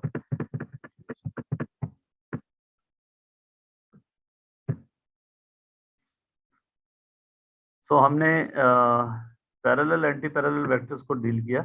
अब हम बात करेंगे कि अगर आपके पास परपेंडिकुलर वेक्टर्स हैं तो उनका सम कैसे निकालते हैं। लेट्स सपोज ये एक ऑब्जेक्ट है, इस पे आपके पास ये दो फोर्सेस लग रही हैं generally, this is F1 and this force is F2 and they are acting perpendicular to each other. इस सूरत में what will be the sum of these two forces, combine effect of these two forces क्या होगा। तो हम head to tail rule के तहत इनको ऐड करेंगे। दिस इज F1, अगली फोर्स हम इसके हेड से स्टार्ट करेंगे and this is F2 and resultant of these two forces will be this. तो इसको अगर मैं F का नाम दे देता हूँ, अब देखिए ये दोनों परपेंडिकुलर वेक्टर्स हैं, साइड्स हैं, तो सो F को निकालने के लिए F square will be equal to F1 square plus F2 square, so F will be equal to the sum of. इस तरीके से हम दो परपेंडिकुलर फोर्सेस का सम निकाल सकते हैं। और ये जो एंगल होगा थीटा, इसको निकालने के लिए आप ट्रिग्नोमेट्री को यूज करोगे। tan theta is F2 over F1, so theta is equal to tan inverse of F2 over F1। तो अब आपने अगर फोर्स निकाल ली है, फोर्स निकालने का मतलब ये है कि उसका मैग्नीट्यूड भी निकालना है और उसकी आपने डायरेक्शन भी निकालनी है। और डायरेक्शन किसी साइड के रेफरेंस से आपसे पूछ सकता है। अगर आपने लॉन्ग एक्स एक्सिस निकालनी है या इस फोर्सेस के पैरेलल उसकी रेफरेंस से निकालनी है तो ये थीटा होगा। अगर आपने इस फोर्स के रेफरेंस से निकालनी है तो 90 माइनस थीटा होगा। तो इस तरीके कार से we can add two perpendicular vectors. अब इसी आइडिया को यूज करते हुए अगर आपके पास दो फोर्सेस हैं, वो किसी भी एंगल पे लग रही हैं, तो उनका सम कैसे निकालेंगे। उससे पहले मैं आपको ये चीज बताता चलूंगा कि जैसे हम वेक्टर्स को ऐड कर रहे थे, इसी तरह एक वेक्टर को उसके कंपोनेंट्स में रिजॉल्व भी कर सकते हैं। लेट्स सपोज ये आपके पास एक फोर्स है वेक्टर, और इस फोर्स को के पार्ट्स निकालने, ये रेफरेंस एक्सिस है हमारे पास। इन जनरल हम एक फोर्स को किसी भी एक्सिस के क्रॉस रिजॉल्व कर सकते हैं और एक्सिस हमें गिवन होगा, तो इसलिए इसको इस फोर्स का इस एक्सिस के एक पैरेलल कंपोनेंट होगा और दूसरा इस एक्सिस के परपेंडिकुलर कंपोनेंट होगा। तो इसको हम निकालने के लिए F cos theta, because this is the base of this triangle and this is F sin theta. लेकिन इनके एरोज लगाने according to head to tail rule लगाना है अपने। इसमें अक्सर बच्चे गलती करते हैं कि जी ये फोर्स इधर है तो इस वेक्टर को इस तरफ होना चाहिए और इस दूसरे वेक्टर को अपवर्ड डायरेक्शन में होना चाहिए। तो रेफरेंस एक्सिस आपको हमेशा गिवन होगा, एक कंपोनेंट उसके पैरेलल होगा, दूसरा उसके परपेंडिकुलर होगा। ठीक है, आगे जब इंक्लाइंड प्लेन पे रेजोल्यूशन की बात करेंगे तो वहां पे अब ये रिवर्स प्रोसेस ऑफ हम एडिशन ऑफ वेक्टर्स कर रहे हैं कि एक वेक्टर हमें गिवन है, उसके कंपोनेंट्स निकालने हैं, और ये दो कंपोनेंट्स जो आपस में परपेंडिकुलर होते हैं इनको हम रेक्टेंगुलर कंपोनेंट्स कहते हैं। इनका फायदा क्या होगा कि आगे एडिशन ऑफ वेक्टर्स में जब आपके पास इक्विलिब्रियम को डील करेंगे, एक्सेलरेशन फाइंड करने की बात करेंगे, तो ये पॉइंट या ये आइडिया इंतहाई अहम होगा, इसलिए इस बात का आपको पता होना चाहिए। अब इसी आइडिया को यूज करते हुए अगर आपके पास कोई भी वेक्टर्स दो एंगल्स पे गिवन है और उनका रिजल्टेंट हमने निकाला है, तो हम क्या करेंगे, हम ऑलरेडी डील कर चुके हैं कि we can easily add two parallel anti parallel vectors in perpendicular vectors.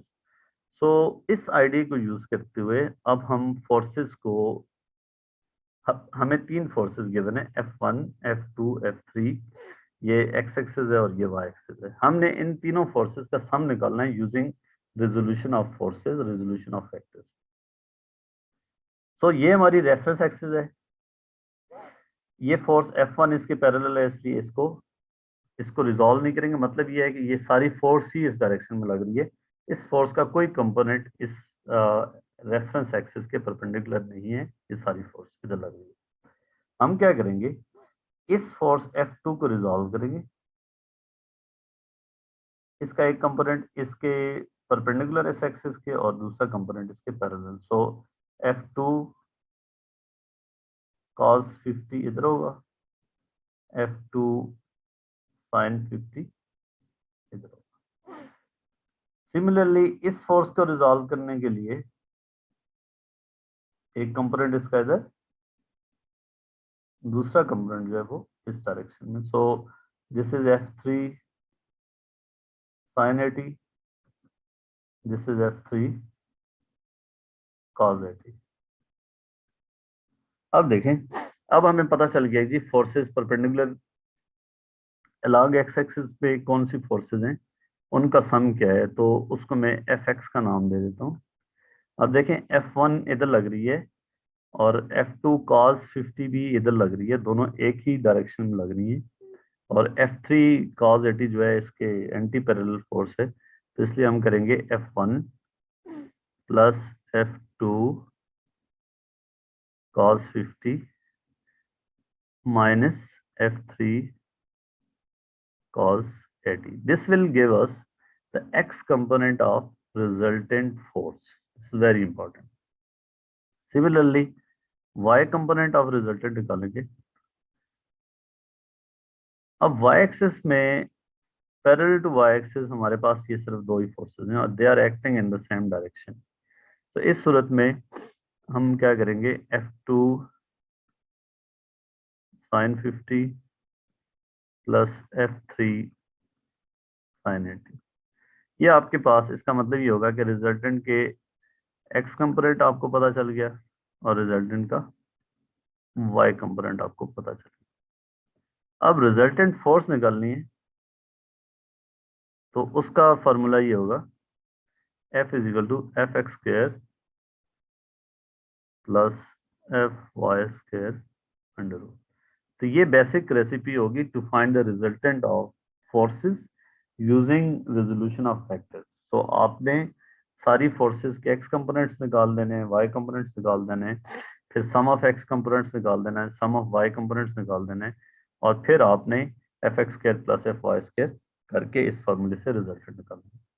अब इससे फर्क नहीं पड़ेगा कि आपने इनमें से इसको सब्ट्रैक्ट कर लें या इसको F3 cos 80 माइनस इन दोनों को माइनस कर दें। तो चूंकि यहाँ पे आके F x square F y square होना है, तो उसके मैग्नीट्यूड पे कोई फर्क नहीं पड़ेगा।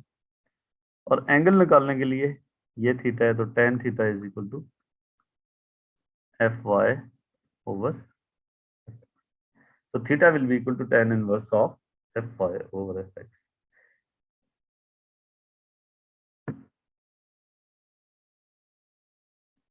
अब जैसे ये एक पास पेपर का सवाल है कि इन चारों फोर्सेस का रिजल्टेंट हमने निकालना, हमें कोई रेफरेंस डायरेक्शन नहीं दी गई, हमने खुद चूज करनी है कि किस एक्सिस पे उसको रिजॉल्व करना है।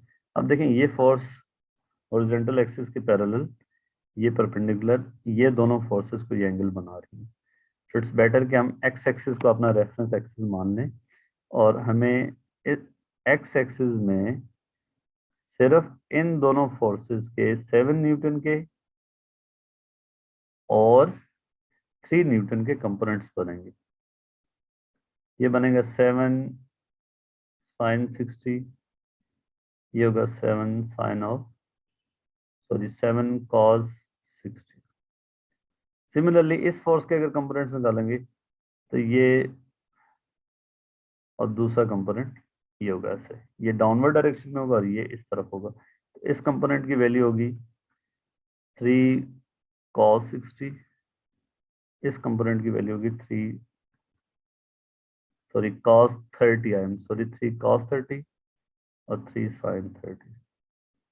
अब देख लें कि लॉन्ग एक्स एक्सिस अगर आपने एफ एक्स निकालना है तो आपके पास है ये इस तरफ है 5 माइनस।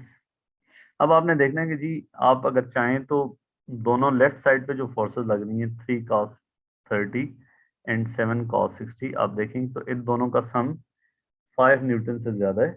तो आप दिस माइनस दिस कर दें तो फिर भी कोई फर्क नहीं पड़ेगा। F x is equal to 7, उससे आपका आंसर एफ एक्स का पॉजिटिव होगा। आपको पता चल जाएगा कि रिजल्टेंट का एक्स कंपोनेंट इधर लग रहा है। F x is equal to 7 cos 60 plus 3 cos 30 minus 5 newton. और एफ वाई जो है, अब देखें अपवर्ड डायरेक्शन में सिर्फ ये फोर्स लग रही है और डाउनवर्ड डायरेक्शन में ये और ये लग रहे हैं। तो आप इनका भी सम निकाल दें और आपको पता चल जाएगा कि डाउनवर्ड का सम अपवर्ड के सम से अगर ज़्यादा है तो रिजल्टेंट का एफ वाई कंपोनेंट नीचे लग रहा है। अगर आप इस चक्कर में नहीं भी पढ़ रहे तो कोई फर्क नहीं पड़ेगा। 3 sin 30 प्लस 4 माइनस 7 sin 60। मतलब इसका इसका आंसर अगर पॉजिटिव आएगा लेट्स सपोज, तो इसका मतलब ये नीचे वाली दोनों फोर्सेस का सम ऊपर वाली से ज्यादा है। अगर नेगेटिव आएगा तो इसका मतलब ये होगा कि ऊपर वाली फोर्स जो 7 sin 60 है वो इन दोनों से ज्यादा है। तो फिर आपने रिजल्टेंट वही निकालना है, F x square plus F y square under root, and theta निकालने के लिए tan inverse of F Y over F x. आपको इनकी वैल्यूज से पता भी चल जाएगा कि लेट्स सपोज एफ एक्स आपका रिजल्टेंट इस तरफ आया है और एफ आई आपका इस तरफ आया है, तो रिजल्टेंट जो इन सारी फोर्सेस का होगा वो ऐसा होगा। फिर ये थीटा जो है आप निकाल सकते हैं with reference to this axis. इसमें अब वो अगर ये सिचुएशन दे देता है कि जी रिजल्टेंट का एक्स कंपोनेंट खत्म हो जाता है तो इसका मत और कोई अननोन डाल देता है वहां पे, फिर आपने क्या करना है कि रिजल्टेंट एक्स कंपोनेंट निकाल के उसको जीरो के इक्वल डाल देना है। तो वहां से आपके पास अक्सर ये पूछा कहता है कि जी resultant has no component along X axis, तो आपने उसका कंपोनेंट निकाल के उसको जीरो के इक्वल कर देना। अब नेक्स्ट हम डील करेंगे जी डायनामिक्स को, जिसमें डायनामिक्स और काइनेमेटिक्स में फर्क ये है कि काइनेमेटिक्स में हम स्टडी ऑफ मोशन करते हैं विदाउट नोइंग कॉजेज, या कॉजेज को डिस्कस नहीं करते, मतलब फोर्स को डिस्कस नहीं करते। और डायनेमिक्स में हम study of motion considering its causes, जो फोर्स है उसको उस कॉज को लेके हम स्टडी कर रहे होते हैं। तो सबसे पहली चीज इक्विलिब्रियम की बात होगी। और इक्विलिब्रियम में एक ऑब्जेक्ट है तो इसका मतलब क्या है कि अगर वो स्टैटिक इक्विलिब्रियम में है तो वो ऑब्जेक्ट रेस्ट पे होगा, रेस्ट पे होगा। और दूसरी बात है ना तो वो ट्रांसलेट होगा एक जगह से दूसरी जगह, ना वो टर्न होगा। तो इसकी दो कंडीशंस हैं। फर्स्ट कंडीशन ये है कि नेट फोर्स जीरो होनी चाहिए इन एनी डायरेक्शन, और दूसरी कंडीशन जो है वो नेट मोमेंट जीरो होना चाहिए, जो हम मैकेनिक्स में डील नहीं करते। ठीक है, so in any direction net moment zero, in any direction net force zero. तो हम यहाँ पे मैकेनिक्स में सिर्फ इस कंडीशन पे बात करते हैं, इस कंडीशन को यूज करते हैं और इसका सवाल सॉल्व करते हैं। तो अब देखें, जैसे ये आपके पास क्वेश्चन है, अगर एक ऑब्जेक्ट थ्री फोर्सेस के अंडर इक्विलिब्रियम में है, चार के अंडर इक्विलिब्रियम में है, जो भी है, इसका मतलब ये होगा कि net force in any direction zero होगी।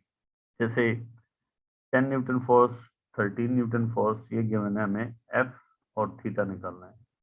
अब इसके लिए ऑल पॉसिबिलिटीज क्या हैं और कैसे इसको सॉल्व कर सकते हैं। पहला तरीकाकार ये होता है कि आप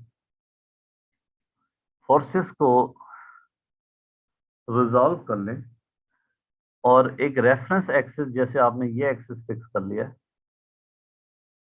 और एक्सिस कैसे फिक्स करते हैं, जिसके पैरेलल में परपेंडिकुलर ज्यादा फोर्सेस हो और कम फोर्सेस को आपको रिजॉल्व करना है पड़े, उसको रेफरेंस एक्सिस के तौर पे फिक्स करते हैं। तो अब आपने इसको फिक्स कर लिया, इस फोर्स का को रिजॉल्व करेंगे, ये होगी F sine theta and this component will be F cos theta. ये इसके पैरेलल है, ये परपेंडिकुलर है, इनको नहीं छेड़ेंगे। तो अगर नेट फोर्स जीरो है तो जो फोर्सेज अलोंग एक्स डायरेक्शन में है वो भी जीरो होगी नेट फोर्स, और फोर्स अलोंग वाई डायरेक्शन में है वो भी जीरो होगी, या इन एनी डायरेक्शन। तो अब आपके पास अलोंग एक्स एक्सिस लेफ्ट, मतलब अप डाउन फोर्सेस बैलेंस हो जाएंगी, लेफ्ट राइट फोर्सेस बैलेंस हो जाएंगी। तो लेफ्ट फोर्स राइट फोर्स है आपके पास F cos theta, that must be equal to 10 newton जो लेफ्ट वर्ड लग रही है, और F sine theta equal to 13 newton. अब ये दो जब आपने इक्वेशन निकालनी है तो अब आप थीटा कैसे निकालेंगे, एफ कैसे निकालेंगे। तो इसमें आपके पास बेटर चॉइस ही है, एक तो ये है कि जी आप ए एफ को किसी एक इक्वेशन से निकाल के दूसरे में डाल दें, या दूसरा ये है कि F sine theta is equal to 13 F cos theta equal to 10। तो इन इन दोनों इक्वेशंस को आप डिवाइड करते हैं, डिवाइड करेंगे एफ एफ कैंसिल हो जाएगा, sine over cos tan theta होगा, tan theta is equal to 13 over 10। तो यहाँ से थीटा मिल जाएगा 10 इनवर्स रहेगा, और थीटा की वैल्यू किसी भी इक्वेशन में डाल दोगे तो आपको एफ मिल जाएगा। तो पहला तरीका क्या होगा, आप फोर्सेस को रिजॉल्व करके रेजोल्यूशन की इंपॉर्टेंस देखें। अब आपको दोबारा यहाँ पे पता चलनी चाहिए स्टूडेंट्स के रेजोल्यूशन से ही पता चला कि लेफ्ट फोर्स क्या है, अपवर्ड फोर्स क्या है, और लेफ्ट फोर्सेस को आप लेफ्ट राइट को आपस में इक्वेट करना है, अप डाउन फोर्सेस को आपस में इक्वेट करना है। इसके अलावा इसमें आपके पास दूसरा क्या तरीका कार था थ्री फोर्सेस के केस में, कि आप ट्राइंगल बना सकते हैं। देखें, अगर हेड टू टेल रूल के तहत ऐड करें आप फोर्सेस को, तो आपके पास किसी भी फोर्स से आप स्टार्ट कर सकते हैं। लेट्स मैं इधर से स्टार्ट करता हूँ, ये फोर्स है 10, ये नेक्स्ट फोर्स है 13 जो इसके हेड से स्टार्ट होनी चाहिए, और ये आपके पास है एफ। तो क्लोज ट्राइंगल बननी चाहिए अगर फोर्सेस थ्री फोर्सेस के तहत ऑब्जेक्ट इक्विलिब्रियम में है। ठीक है, तो आप देख लें कि एफ जो है that will be the resultant of these to 13, sorry मतलब एफ जो है इन तीनों फोर्सेस का सम जो है वो जीरो होगा। इसका मतलब ये हुआ कि अब आप एफ निकालना चाहें तो 10 square plus 13 square under root कर सकते हैं, और एफ का एंगल एक्स एक्सिस के साथ क्या कौन सा एंगल बनता है उसको उसी डायरेक्शन में ड्रॉ करना है। ये थीटा है तो ये भी थीटा होगा। सो टेन थीटा इज, इस ट्राइंगल में देखें टेन थीटा इज 13 ओवर 10, तो आपके पास वही इक्वेशन आ जाएगी, tan inverse of 13 over 10।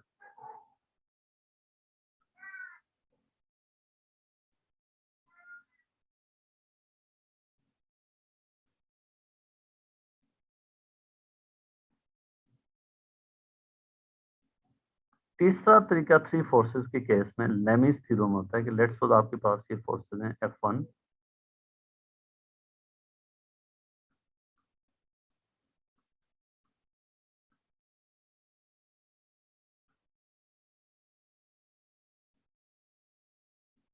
Lami's theorem ये कहता है कि F1 over sine of alpha is F2 ये फोर्स, और इस फोर्स के दूसरी दोनों फोर्सेस के बीच में जो एंगल बनता है वो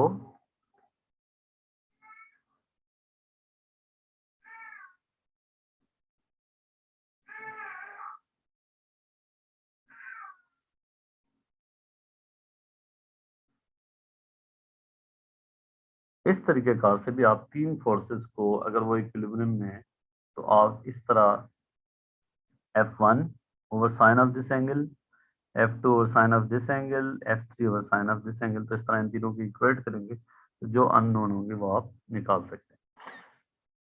अच्छा जी,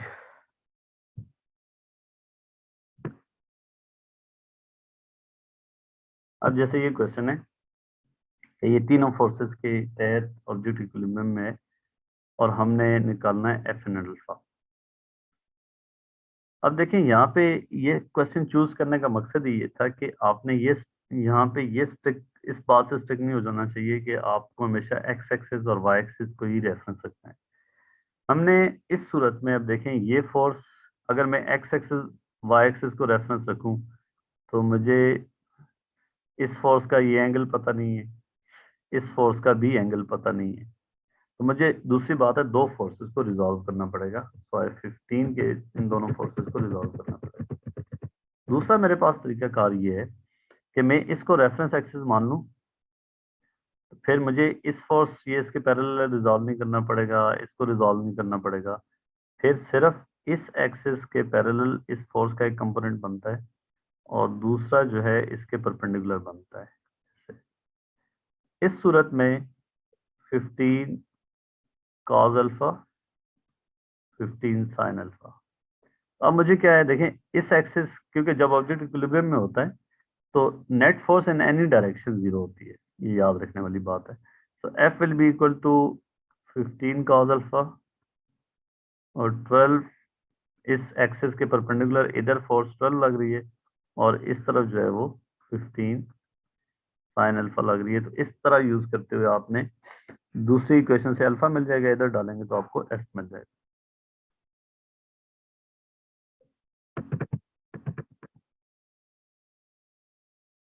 या आप क्लोज ट्राइंगल बना लें इसकी भी, ये फोर्स F1 है, ये आप सॉरी ये F है, तो ये फोर्स आप बना लें this is 12 eight two 12 rule के तहत, तो ये अब आपका 15 है। तो अब देखें 15 square is equal to 12 square plus F square, तो इस तरीके कार से भी आप इस राइट एंगल ट्राइंगल से एफ निकाल सकते हैं। अब अगर इस तरह की सिचुएशन है, इसको कैसे डील करेंगे? हमें इन दोनों ऑब्जेक्ट्स के, इसका वेट ए न्यूटन है, इसका वेट बी न्यूटन है, और ये जो ऑब्जेक्ट है इसका वेट 25 न्यूटन है। हमें ए और बी निकालना है। तो सबसे पहली बात आपको ये पता होनी चाहिए कि यहाँ पे इस ऑब्जेक्ट पे जो फोर्सेस लग रही हैं उनको हम देखेंगे कि वो कौन कौन सी फोर्सेस। एक तो वेट है, एक upward force due to string है, that is known as tension, और tension is always a pulling force. इस पॉइंट पे टेंशन की डायरेक्शन अपवर्ड होगी, अदरवाइज ये ऑब्जेक्ट इक्विलिब्रियम में नहीं रह सकता। और दूसरी बात है, स्ट्रिंग कभी भी पुश नहीं कर सकती, स्ट्रिंग हमेशा पुल करती है। और इस पॉइंट पे टेंशन की डायरेक्शन ये होगी। लेट्स से इस पूरी स्ट्रिंग में टेंशन एक ही होगी, तो इसको मैं T1 का नाम दे देता हूँ, ठीक है। और इस पे टेंशन T2, यहाँ पे T2। सो टेंशन एक स्ट्रिंग पे हमेशा पुलिंग फोर्स होगी और उस ऑब्जेक्ट से जो है टुवर्ड्स पुली की तरफ होगी। अगर यहाँ पे टेंशन की बात करनी हो यहाँ पे, तो फिर इस पॉइंट पे टेंशन की डायरेक्शन डाउनवर्ड होगी, इस पॉइंट पे टेंशन की डायरेक्शन इधर होगी। सिमिलरली अगर इस पॉइंट पे टेंशन की बात करेंगे इधर, इस पॉइंट पे टेंशन की डायरेक्शन की बात करेंगे तो इधर। तो हमारा फोकस इस ऑब्जेक्ट के इक्विलिब्रियम पे है, तो इसलिए आप देखें tension T1 is equal to B newton, क्योंकि ये ऑब्जेक्ट इक्विलिब्रियम में है, अपवर्ड फोर्स डाउनवर्ड फोर्स के बराबर होगी। And similarly T2 will be equal to a newton. अब इनको निकालना कैसे? हम इस ऑब्जेक्ट के ऊपर आ जाएंगे, क्योंकि ये ऑब्जेक्ट भी इक्विलिब्रियम में है, तो downward forces must be equal to upward forces. हम इनको रिजॉल्व करेंगे T1 एंड T2 को। तो यहाँ पे बनेगा T1 cos 40, sorry T1 sin 40 and this is equal to T1 cos 40। और इस ऑब्जेक्ट का ये कंपोनेंट आप इधर भी ड्रॉ कर सकते हैं और दूसरा ये इधर। तो अब देख लें, दिस इज, अगर मैं इसको इधर ड्रॉ कर रहा हूँ या ऊपर ड्रॉ कर रहा हूँ, तो इसमें एंगल का देखना है अब आपने। ये एंगल अगर 30 है, फिर ये 30 होगा, अगर मैं फिर इसको 60 कहूँगा, तो ये T2 cos 60, और ये जो होगा अपवर्ड में ये T2 sin 60। तो अब लेफ्ट फोर्स, क्योंकि ये ऑब्जेक्ट इक्विलिब्रियम में है, नेट फोर्स पे जीरो होनी चाहिए।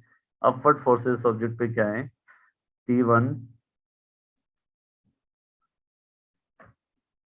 T1 आपके पास है T1 cos 40 plus T2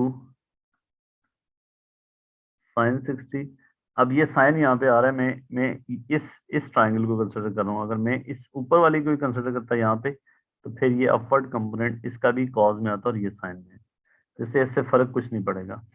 is equal to 25 newton, और left force is equal to right force, so left is 12 cos 60 is equal to,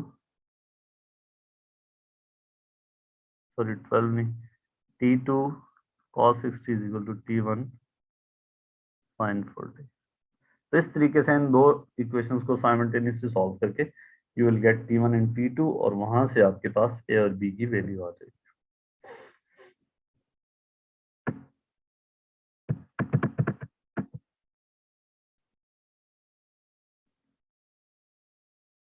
अब इक्विलिब्रियम जो है इंक्लाइंड प्लेन पे हम डील करते हैं।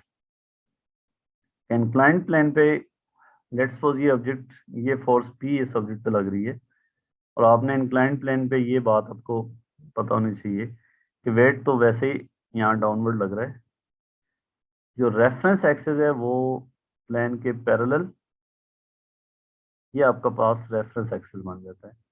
इसमें हमें आसानी होती है, एक फोर्स इसके, ये एंगल हमेशा इसके इक्वल होता है। आप प्रूव भी कर सकते हैं कि ये 30 डिग्री है, ये 90 डिग्री है, तो ये 60 और ये 30 डिग्री, तो ये W cos 30 होगा and this is W sin 30। ये P, अब देखें अगर ये ऑब्जेक्ट जो है वो स्मूथ सरफेस पे है, तो फोर्सेस पैरेलल टू प्लेन, सिर्फ दो फोर्सेस है, एक P है which is acting in the upward direction. पहला केस हम ले लेते हैं स्मूथ, क्योंकि अभी हमने फ्रिक्शन को डिस्कस ही नहीं किया।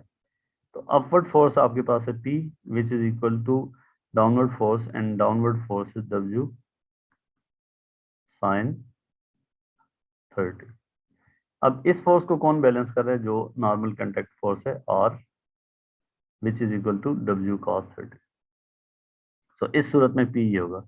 इस सूरत में P निकालने के लिए अब वही काम आपने करना है, रेफरेंस एक्सिस प्लेन के पैरेलल है, तो ये डाउनवर्ड होगा, और आप ये देख लें कि ये एंगल और ये एंगल सेम ही होगी, क्योंकि ये दो पैरेलल, ये भी ओरिजेंटल लग रहा है, ये भी ओरिजेंटल रेफरेंस है, तो ये एंगल भी आपके पास जो है वो, क्योंकि पैरेलल लाइंस है, तो ये एंगल भी आपके पास 30 डिग्री होगा। तो ये P sin 30, P cos 30, और वेट का ये कंपोनेंट W cos 30 होगा, और ये कंपोनेंट W sin 30। इसको नॉर्मली हम यहाँ पे भी ड्रॉ कर सकते हैं कि इसके यहाँ पे, तो अब देखें अपवर्ड है P cos 30, और downward force parallel to plane जो है वो W sin 30। तो इसलिए ये इंपॉर्टेंट बात है कि इंक्लाइंड प्लेन पे आपने जो रेफरेंस एक्सिस है वो पैरेलल टू प्लेन को लेकर चलना है।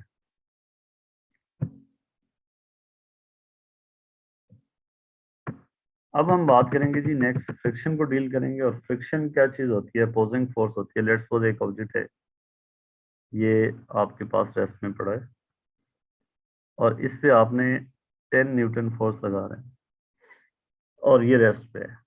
अब अगर आपसे कोई पूछे कि इस पे फ्रिक्शन फोर्स कितनी लग रही है, तो नेट फोर्स इस ऑब्जेक्ट पे 0 होनी चाहिए, क्योंकि ये रेस्ट पे है, तो इससे forward force is equal to downward force, और फ्रिक्शन फोर्स जो इस ऑब्जेक्ट पे लग रही है वो 10 न्यूटन लग रही है। सिमिलरली अगर इसी ऑब्जेक्ट पे आपने इस अप्लाइड फोर्स को 20 न्यूटन कर दिया एंड स्टिल ये रेस्ट पे है, तो इस सूरत में फ्रिक्शन फोर्स कितनी लग रही है? अब अगेन ऑब्जेक्ट इक्विलिब्रियम में है, और फ्रिक्शन फोर्स जो है वो कंटेक्ट फोर्स है, तो कंटेक्ट फोर्स जो फ्रिक्शनल कंपोनेंट है उसका, वो अब आपके पास 20 न्यूटन ही होगा। और अगर इस ऑब्जेक्ट का वेट फॉर एग्जांपल 5 न्यूटन है, 0.5 kg का है, तो एक फोर्स इस सरफेस, कंटेक्ट फोर्स की एक दूसरी टाइप होती है जो इस सरफेस के परपेंडिकुलर लगती है, जिसको नॉर्मल कंटेक्ट फोर्स कहते हैं, और वो हमेशा सरफेस के परपेंडिकुलर होती है। तो इस सूरत में आर जो है वो 5 न्यूटन है। तो हम ये कह सकते हैं कि जी कंटेक्ट फोर्स के दो कंपोनेंट्स हैं, एक 10 न्यूटन है फ्रिक्शनल कंपोनेंट और दूसरा जो है normal component of this force is 5 Newton. तो इस सूरत में भी नॉर्मल कंपोनेंट या नॉर्मल रिएक्शन फोर्स 5 न्यूटन है, लेकिन फ्रिक्शन फोर्स जो है वो 20 न्यूटन। अब फ्रिक्शन इंक्रीज होगी, लेकिन अगर कहा जाए कि जी 20 न्यूटन के बाद ये ऑब्जेक्ट मूव करना शुरू हो जाएगा, तो इसका मतलब ये होगा कि ये मैक्सिमम फ्रिक्शन होगी इस ऑब्जेक्ट पे, which is equal to 20 newton. और इस सूरत में ये ऑब्जेक्ट खिलाएगा लिमिटिंग इक्विलिब्रियम में। लिमिटिंग इक्विलिब्रियम का मतलब ये होता है कि उसके बाद जैसे थोड़ी सी फोर्स इंक्रीज करोगे तो ऑब्जेक्ट मूव करना शुरू कर देगा। ठीक है। सो लिमिटिंग फ्रिक्शन जो होती है या मैक्सिमम फ्रिक्शन की वैल्यू जो होती है वो आपके पास म्यू आर के बराबर होती है, where mu is known as coefficient of friction and r is known as normal contact force. So this is the maximum friction जो किसी ऑब्जेक्ट पे लग सकती है, और वो किन दो फैक्टर्स पे डिपेंड करती है, एक सरफेस की नेचर पे जो म्यू बताएगा, और आर जो है वो नॉर्मल कंटेक्ट फोर्स पे। तो म्यू का सबसे पहले ये पता होना चाहिए कि म्यू का कोई यूनिट नहीं है, क्योंकि फ्रिक्शन फोर्स भी न्यूटन में, आर भी न्यूटन में, दोनों फोर्सेज हैं, तो नो यूनिट। अब normal contact force different situation में कैसे निकालते हैं, वो उसके लिए मैं एक वो लेके आया हूँ कि लेट्स सपोज इस ऑब्जेक्ट पे इसका वेट W है। अब इस सूरत में नॉर्मल कंटेक्ट फोर्स कितनी होगी, वो पहली बात है ये पता होना चाहिए कि ये सरफेस के हमेशा परपेंडिकुलर लगती है, और नॉर्मल कंटेक्ट फोर्स वेट से ज़्यादा भी हो सकती है, कम भी हो सकती है, और वेट के इक्वल भी हो सकती है। अगर कोई और फोर्स नहीं हो और इस तरह की सिचुएशन में एक ऑब्जेक्ट पड़ा है, तो अब देखें इसकी डाउनवर्ड फोर्सेस, अपवर्ड फोर्सेस आपस में बैलेंस होने चाहिए, तो R will be equal to W। लेकिन अगर इस पे जैसे और कोई फोर्स लग रही है, जैसे यहाँ पे एक्स लग रही है, तो अब इस सूरत में इस एक्स को रिजॉल्व करेंगे। इसका ये इसका ये कंपोनेंट होगा एक्स कॉस थीटा, और ये दूसरा कंपोनेंट जो होगा, इसको यहाँ पे ड्रॉ कर लें तो ये एक्स साइन थीटा। यहाँ पे भी आप ड्रॉ कर सकते हो, यहाँ पे भी ड्रॉ कर सकते हो, क्योंकि ऑब्जेक्ट पे लगती है तो हमें यहाँ पे ड्रॉ करनी चाहिए। अब देखें ऑब्जेक्ट रेस्ट पे है। रेस्ट होने का मतलब ये है कि upward forces should be equal to downward forces and right forces equal to downward forces। अगर रेस्ट पे ना भी हो तो अप डाउन फोर्सेस हमेशा बैलेंस होंगी, तो upward forces R plus X cos theta is equal to W। तो इस सूरत में नॉर्मल कंटेक्ट फोर्स जो होगा वो W minus x cos theta के इक्वल होगा। अगर ये ऑब्जेक्ट रेस्ट पे है तो फ्रिक्शन फोर्स इस पे कितनी लग रही होगी, वो इस फोर्स के इक्वल होगी एक्स साइन थीटा के। अब इस सूरत में फ्रिक्शन फोर्स कैसे निकालते हैं, सॉरी नॉर्मल कंटेक्ट फोर्स, ये W। उसी तरह इंक्लाइंड प्लेन पे ये कंपोनेंट जो है वो W कॉज अल्फा, और ये कंपोनेंट जो है वो W साइन अल्फा, जो इसके सरफेस के पैरेलल होगा। और मुझे इस फोर्स को भी रिजॉल्व करना पड़ेगा। इसका एक perpendicular component to this surface is, let's say this force is F sin beta, and this is F cos beta, and normal contact force जो है वो इस सूरत में इस डायरेक्शन में होगा। अब देखें perpendicular to the plane forces balance हो रही हैं, चाहे ऑब्जेक्ट रेस्ट पे है या मूव कर रहे हैं, तो perpendicular to the plane forces balance ही होंगी। आर ये भी ऊपर लग रहा है, ये भी ऊपर लग रहा है, is equal to the component of the weight. So R plus F sine beta is equal to W cos alpha. ठीक है। अब देखें अगर ये ऑब्जेक्ट रेस्ट पे है, तो रेस्ट होने का मतलब ये है कि forces parallel to the plane भी बैलेंस होंगी, और हमें एफ कॉस बीटा और W साइन अल्फा को कंपेयर कर लेंगे कि अगर F cos beta is greater than W sine alpha, तो उसका मतलब ये है कि ऊपर वाली अगर फोर्स ज्यादा है, नीचे वाली कम है, तो फ्रिक्शन फोर्स फिर इस सूरत में नीचे लग रही है। अगर F cos beta smaller than F W sine alpha है, तो फ्रिक्शन फोर्स ऊपर लग रही है। तो इसलिए friction force will be the difference of these two components. तो ये बताने का मकसद था कि जी नॉर्मल कंटेक्ट फोर्स किधर लगती है और उसको कैसे निकाला जाता है। ये मैं ऑलरेडी आपको बता चुका हूँ कि मैक्सिमम फ्रिक्शन जो होती है that is equal to mu R is normal contact force and mu is known as coefficient of friction. तो अगर सरफेस स्मूथ होगी उस सूरत में म्यू जो है वो 0 होगा, so friction will be equal to 0, smooth surface. तो ऑब्जेक्ट अगर लिमिटिंग इक्विलिब्रियम में होगा तो उस सूरत में उस पे जो फ्रिक्शन लग रही होगी वो मैक्सिमम फ्रिक्शन लग रही होगी, या ऑब्जेक्ट अगर मोशन में भी होगा तो उस सूरत में फ्रिक्शन मैक्सिमम लग रही होगी। अब ये एक इंटरेस्टिंग सिचुएशन है कि आपके पास ये एक ऑब्जेक्ट है, ये इक्विलिब्रियम में है और ये लिमिटिंग इक्विलिब्रियम में है, और ये अप्लाइड फोर्स P लग रही है। हमने P की मैक्सिमम और मिनिमम वैल्यू निकालनी है। So first of all weight of the object is mg। इसी तरीके कार से इसको रिजॉल्व कर लेंगे। ये बनाना आपके लिए इंतहाई इम्पोर्टेंट है। mg cos alpha and this is mg sin alpha. These are two components of weight, ठीक है। अब जब आपने कंपोनेंट्स बना लिए तो फिर इस फोर्स को हम कंसिडर नहीं करेंगे, इसके पार्ट्स में। This is normal contact force. अब बड़ी इंपॉर्टेंट चीज है कि यहाँ पे आपको बताता चलूं कि अगर ये ऑब्जेक्ट रेस्ट पे है, रेस्ट पे दो पॉसिबिलिटीज हैं कि लिमिटिंग इक्विलिब्रियम में तो है, फ्रिक्शन की दो पॉसिबिलिटीज हैं। पहली पॉसिबिलिटी है, हम ये समझ लेते हैं कि फ्रिक्शन लेट्स सपोज ऊपर वाली साइड पे है। हमें चूंकि पी का पता नहीं है, तो पी का और मैस का पता हो तो फिर हम तो बता सकते हैं कि फ्रिक्शन किधर होगी, क्योंकि पी और एम जी साइन थी अल्फा को कंपेयर करेंगे। लेकिन अगर पी अननोन है हमारे पास, तो उस सूरत में हमें फ्रिक्शन फोर्स का अंदाजा नहीं होगा कि वो किधर होगी।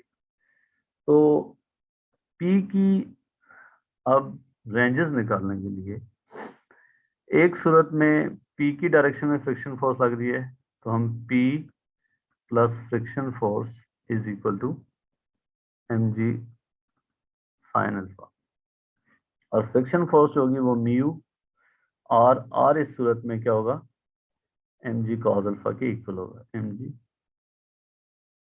That is equal to M G sine alpha.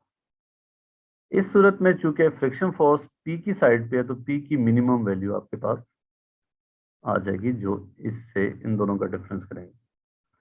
अब पी की मैक्सिमम वैल्यू तब हो सकती है कि फ्रिक्शन फोर्स नीचे लग रही हो, और फ्रिक्शन फोर्स अगर नीचे लग रही होगी तो P will be equal to M G sine alpha plus mu और आर इस सूरत में सेम होगा क्योंकि परपेंडिकुलर डायरेक्शन में कोई फोर्सेस में चेंज नहीं है, तो R will be equal to M G cos alpha. इस सूरत में पी की मैक्सिमम वैल्यू आएगी।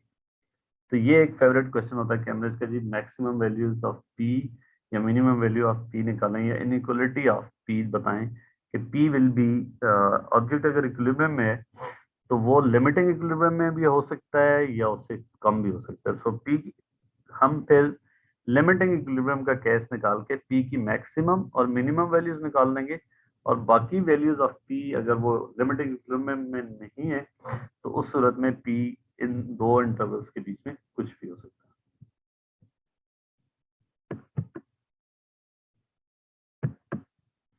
अब देखें फोर्सेस ऑन रिंग, ये केस बड़ा इंपॉर्टेंट होता है कि लेट्स सपोज ये आपके पास रिंग है जिसका मैस m है, तो यहाँ पे फोर्स का एक वेट होगा, और चूंकि ये इक्विलिब्रियम में है तो हमें पता चल गया कि इसकी फ्रिक्शन फोर्स जो है वो इस तरफ होगी एफ, और वजह ये है कि टी का एक कंपोनेंट इधर लग रहा है जिसको सिर्फ फ्रिक्शन ही बैलेंस कर रही है, सो टी कॉस अल्फा, और दूसरा कंपोनेंट ऑफ टी जो है वो उसको यहाँ इधर ड्रा कर लेते हैं, टी साइन अल्फा। अब देखें अगर आपको टी गिवन है और बेस भी गिवन है, तो आप टी साइन अल्फा और एम जी को कंपेयर करेंगे। अगर T sine alpha M G से कम है तो नॉर्मल कंटेक्ट फोर्स ऊपर होगी। If T sine alpha is smaller than M G, ऊपर वाली फोर्स कम है, देन नॉर्मल कंटेक्ट फोर्स और on the ring will be in the upper direction, otherwise downward direction में होगी। तो लेट्स सपोज हम यही केस ले लेते हैं, तो R plus T sine alpha is equal to M G, यहाँ से आर मिल जाएगा। और अगर कहा जाए कि ये लिमिटिंग इक्विलिब्रियम में है तो फिर फ्रिक्शन फोर्स वैसे कितनी होगी, ये लेफ्टवर्ड फोर्स इधर है और that is equal to T cos alpha. इस सूरत में आप फ्रिक्शन फोर्स को मैक्सिमम फ्रिक्शन फोर्स के इक्वल कर देंगे म्यू आर, और आर की वैल्यू यहाँ से उठा लेंगे। म्यू की वैल्यू अगर पूछी गई है तो आप यहाँ से म्यू की वैल्यू निकाल सकते हैं, so on. So in short अगर स्टोरी को समराइज कर दूं तो किसी भी ऑब्जेक्ट पे जो कंटैक्ट फोर्सेस होती हैं वो दो लगती हैं, एक तो सरफेस के perpendicular which is known as normal contact force, और एक parallel to the surface which is known as friction. और इन दोनों का रिजल्टेंट अगर वो कहे जी टोटल कंटैक्ट फोर्स निकालें तो वो ये होगा, this is known as total contact force which is the resultant of these two forces. तो इस केस में अप्लाइड फोर्स इधर थी एफ अप्लाइड। तो ये नॉर्मल कंटैक्ट फोर्स है और ये पैरेलल कंटैक्ट फोर्स है which is known as friction.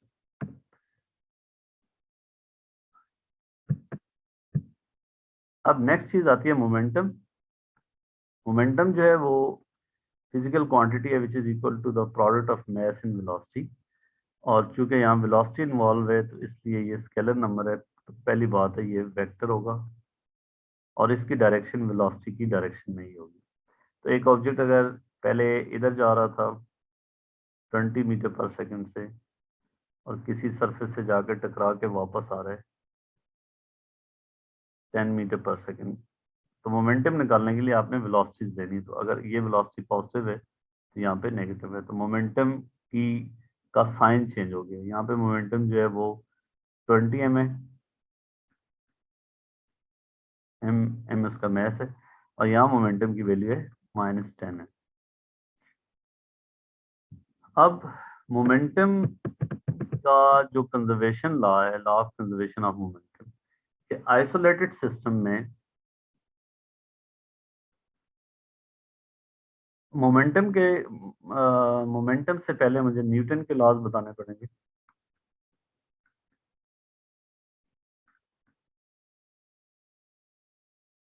First law ये कहता है कि अगर आपके पास नेट फोर्स जीरो तो ऑब्जेक्ट का एक्सेलरेशन जीरो होगा, मतलब या तो ऑब्जेक्ट कांस्टेंट वेलोसिटी से जा रहा होगा या रेस्ट पे होगा। दूसरा लॉ ये कहता है कि अगर एफ नेट जीरो नहीं है, ये स्पेशल केस है इसका और ये जनरलाइज फॉर्म है, एफ नेट जीरो नहीं है तो फिर ऑब्जेक्ट एक्सेलरेट करेगा और एक्सेलरेशन जो है वो नेट फोर्स के साथ इस तरह रिलेटेड होगा कि acceleration will be directly proportional to net force and inversely proportional to mass.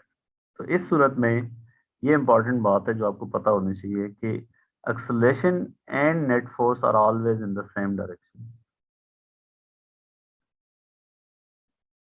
Net force होगी तो एक्सेलरेशन होगा, नेट फोर्स नहीं होगी तो एक्सेलरेशन नहीं होगा। अगर नेट फोर्स को जीरो कर दूं तो ये फर्स्ट लॉ ही बन जाएगा। थर्ड लॉ ये कहता है कि अगर ये दो ऑब्जेक्ट्स हैं उनका आपस में इंटरेक्शन हुआ है, ये ये ऑब्जेक्ट इस पे कोई फोर्स लगा रहा है, इसको लेट्स सपोज F1 कहते हैं, तो ये ऑब्जेक्ट इस पे फोर्स लगाएगा विच इज F2। तो दोनों फोर्सेस इक्वल इन मैग्नीट्यूड होंगी बट अपोजिट इन डायरेक्शन होगी। तो एक फोर्स को अगर आप if an object A exerts a force on B, another object will also exert a force on A, equal in magnitude होंगी, opposite direction में होंगी। अब हम Newton law of conservation of momentum की बात करते हैं कि अगर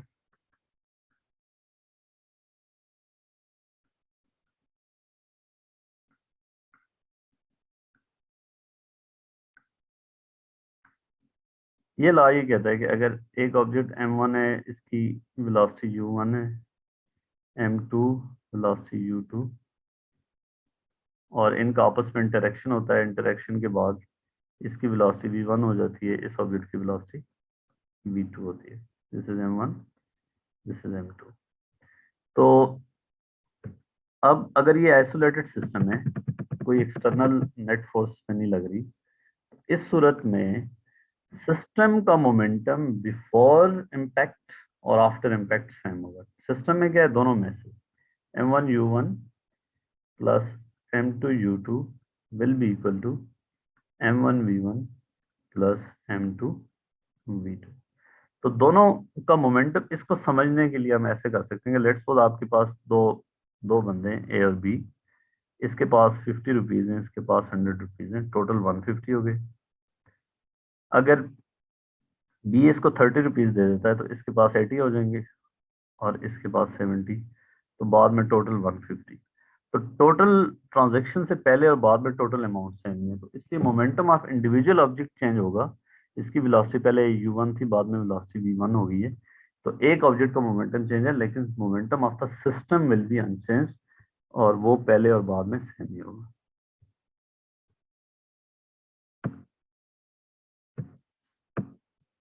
ये मैं ऑलरेडी पढ़ा चुका हूँ लॉज। अब हम बात करते हैं कि कनेक्टेड बॉडीज जो हैं उन पे, उनको कैसे डील किया जाता है। लेट्स सपोज ये आपके पास टू ऑब्जेक्ट्स हैं, इसका मैस m1 है, इसका मैस m2 है।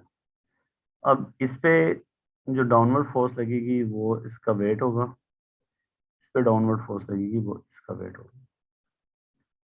टेंशन स्ट्रिंग में, एक पूरी स्ट्रिंग में एक ही टेंशन होती है, तो इस इन दोनों पॉइंट्स पे अपवर्ड डायरेक्शन में लग रही है।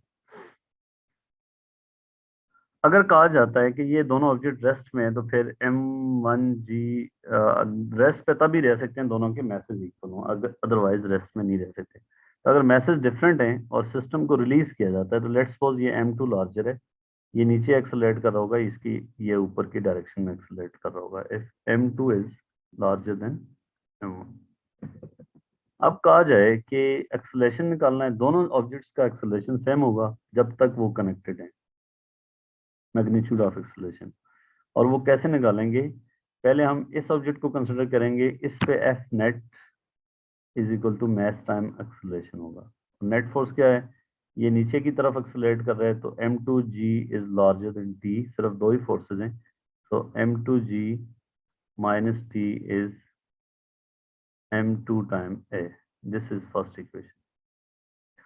इस ऑब्जेक्ट में upward force is greater than the weight, क्योंकि ये अपवर्ड डायरेक्शन में एक्सेलरेट कर रहे हैं, तो इसलिए net force is t minus m1g is m1 है। दोनों इक्वेशंस को साइमल्टेनियसली सॉल्व कर लेंगे, तो you will get value of acceleration and tension. लेकिन इसमें ये बात याद रखनी है कि एक्सेलरेशन दोनों ऑब्जेक्ट्स का जो इधर से निकालोगे वो उस वक्त तक वो वैलिड है जब तक ये रस्सी टाइट है, एंड स्ट्रिंग को एक तो इनएक्सटेंसिबल होना चाहिए, और दूसरी बात है पुली को आपके पास स्मूथ होना चाहिए। अगर वो कहते हैं जी total force on the pulley निकालें, तो अब यहाँ पे टेंशन की वैल्यू ये डाउनवर्ड डायरेक्शन में होगी, यहाँ पे ये, सो स्ट्रिंग इज यहाँ पे ये फोर्स, और इसके अलावा यहाँ पे जो है वो टोटल फोर्स जो स्ट्रिंग पे लग रही है वो डाउनवर्ड डायरेक्शन में है, और इसलिए जो है वो स्ट्रिंग पे पुली जो फोर्स लगाएगी वो अपवर्ड डायरेक्शन में होगी। So this is force on string due to this pulley which is equal to 2t। दूसरा केस, अब इसमें ये हो सकता है कि ये मैस आपका सरफेस पे हो, m1g, इसका मैस m1 कर लेते हैं, इसका मैस m2। इस पे टोटल फोर्सेस क्या है? m2g, पहले फ्री बॉडी डायग्राम बनानी है आपने कि net forces, total forces on single object draw करनी है। इस पे tension in the string same होगी। अगर ये सरफेस स्मूथ नहीं है तो इस पे फ्रिक्शन फोर्स लग रही होगी, जिसको एफ आर का नाम दें। एक फोर्स इस पे होगी नॉर्मल कांटेक्ट फोर्स। अब देखिए इस सूरत में क्या होगा, m2g, ये m2g will be larger than t, minus t is equal to m2a। और इस ऑब्जेक्ट पे फोर्स, नेट फोर्स क्या है? आर और वेट आपस में बैलेंस होंगे, क्योंकि इस डायरेक्शन में कोई एक्सेलरेशन नहीं है। So t is forward force which is larger than the friction force which is equal to m1a। और फ्रिक्शन कितनी होगी? फ्रिक्शन जो है इस सूरत में वो आपको गिवन हो सकती है, या अगर नहीं गिवन तो that will be equal to maximum friction force which is equal to mu R. इन दोनों इक्वेशंस को साइमल्टेनियसली सॉल्व करेंगे, you will get acceleration and tension. अक्सर बच्चे यहाँ पे टेंशन माइनस वेट कर रहे होते हैं, ये याद रखना, ये कॉमन मिस्टेक है कि टेंशन इस डायरेक्शन में लग रहा है, वेट इस डायरेक्शन में लग रहा है, ये दोनों फोर्सेस का आपस में पैरेलल नहीं है। दूसरी बात है, हमें ये पता है कि एक्सेलरेशन इस डायरेक्शन में हो रहा है, तो न्यूटन सेकंड लॉ के मुताबिक अगर हमें एक्सेलरेशन की डायरेक्शन पता हो तो नेट फोर्स की डायरेक्शन भी पता होगी। तो अगर एक्सेलरेशन इस डायरेक्शन में है तो नेट फोर्स भी इसी डायरेक्शन में होगी, तो ये दोनों फोर्सेस आपस में बैलेंस हो जाएंगे। तो ये कांस्टेंट एक्सेलरेटेड मोशन वाला केस होगा, इक्वेशन ऑफ मोशन इस पे एप्लीकेबल होंगी।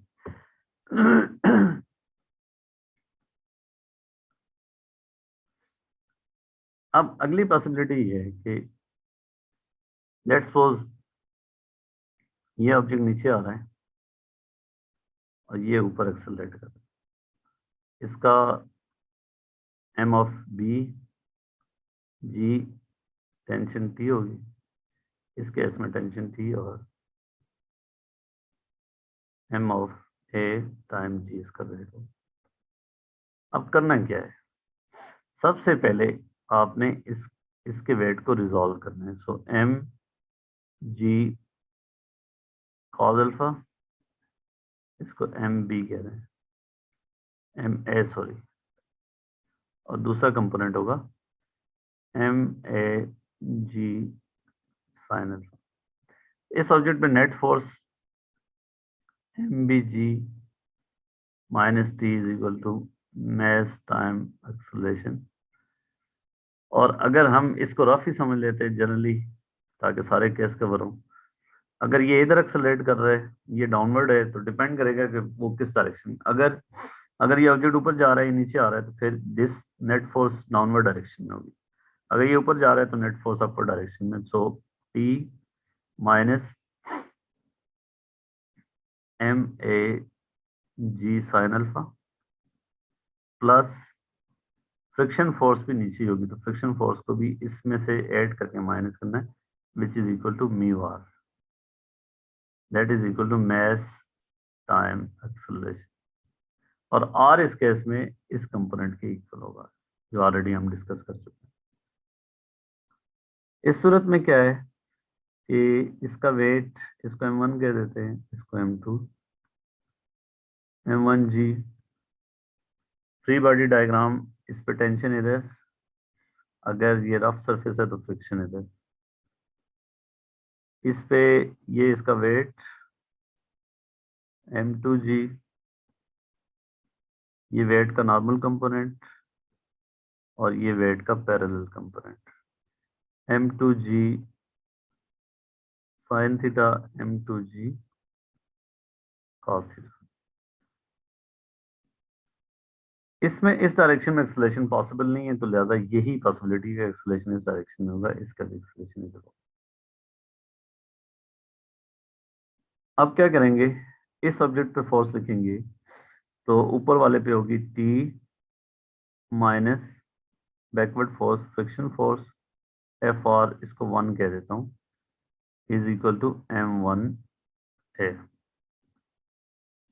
फिर इस ऑब्जेक्ट पे यहाँ पे टेंशन इस डायरेक्शन में होगी, तो m2 G sine alpha minus T plus इस पे friction force F R two कह दें, इज इक्वल टू m2 है। और फ्रिक्शन फोर्स जो होगी वो इन दोनों सर्फेसिस के कोफिशिएंट ऑफ फ्रिक्शन सेम भी हो सकते हैं, डिफरेंट भी हो सकते हैं, तो फ्रिक्शन फोर्स म्यू आर होगी।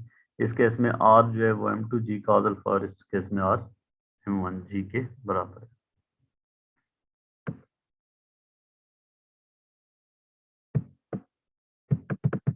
नेक्स्ट चैप्टर हमारा है जी वर्क एनर्जी पावर।